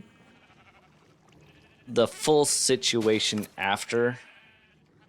They took her needing medicine pretty lightly because I was like, oh, she's, you know, it's just a minor disability. She'll be fine. And they didn't quite fully comprehend the extent of it. And so I don't think it hit them as hard as I was hoping it would. But they were doing a genie trial, and the way I had the genie trial is there's always a bad option, there's a neutral option, and then there's a good option. Yeah. No, I'm we're not like that's probably going to happen down the line. We're not going to be jumping into that super early. I'm not you probably because none of my campaigns people have talked about their family much. Do I mess with the character's family? It's usually you're out there trying to help others. But the thing is, you're adventurers, death is gonna happen. and tragedies are gonna happen. But yeah, I'm gonna be mindful, and that will be part of the session 0 is me asking, okay, what are you guys okay with? Because we can go pretty dark things like orc raids. Those get dark very fast. Or is it, do we take a step away from that and we just do monsters or natural disasters, or right? Sweet, got it. All right. So that's something that has to be talked about, of what's okay and what's not okay.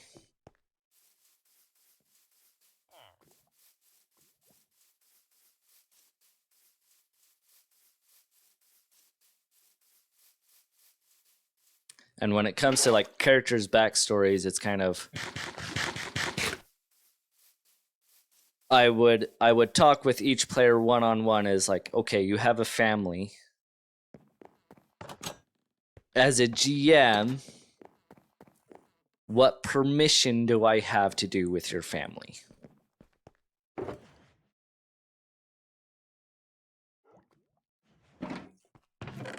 Right? Because some people would be like, oh, I have a family in game, don't you dare touch them, or we're gonna have serious problems, type thing. So that would be something that would be talked about in game.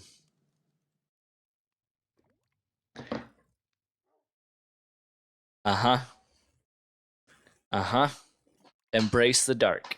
I agree with that, because it goes back to that good storytelling, right? When you look at good stories, the hero always has something that's troubling them. Or if they're not troubled, something comes and troubles them. So if you don't want to be troubled, then that's also going to make it a little bit harder for you to get pulled into a story and do what you should be doing as a hero. All right, I need another red flower.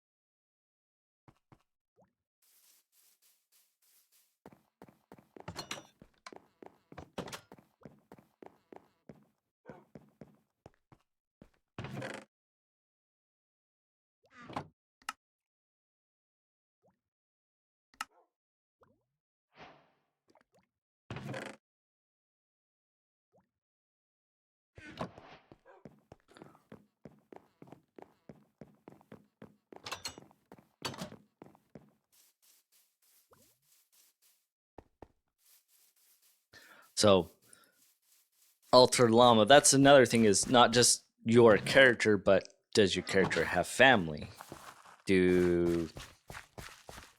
How many members of their family? Oh, I am going over. It's time for me to wrap up.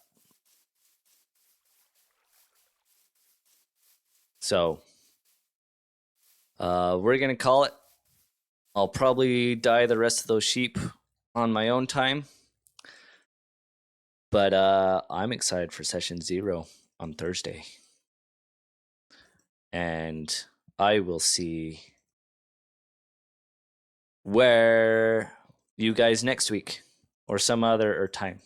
But thanks for coming, guys, and God be with you till we meet again.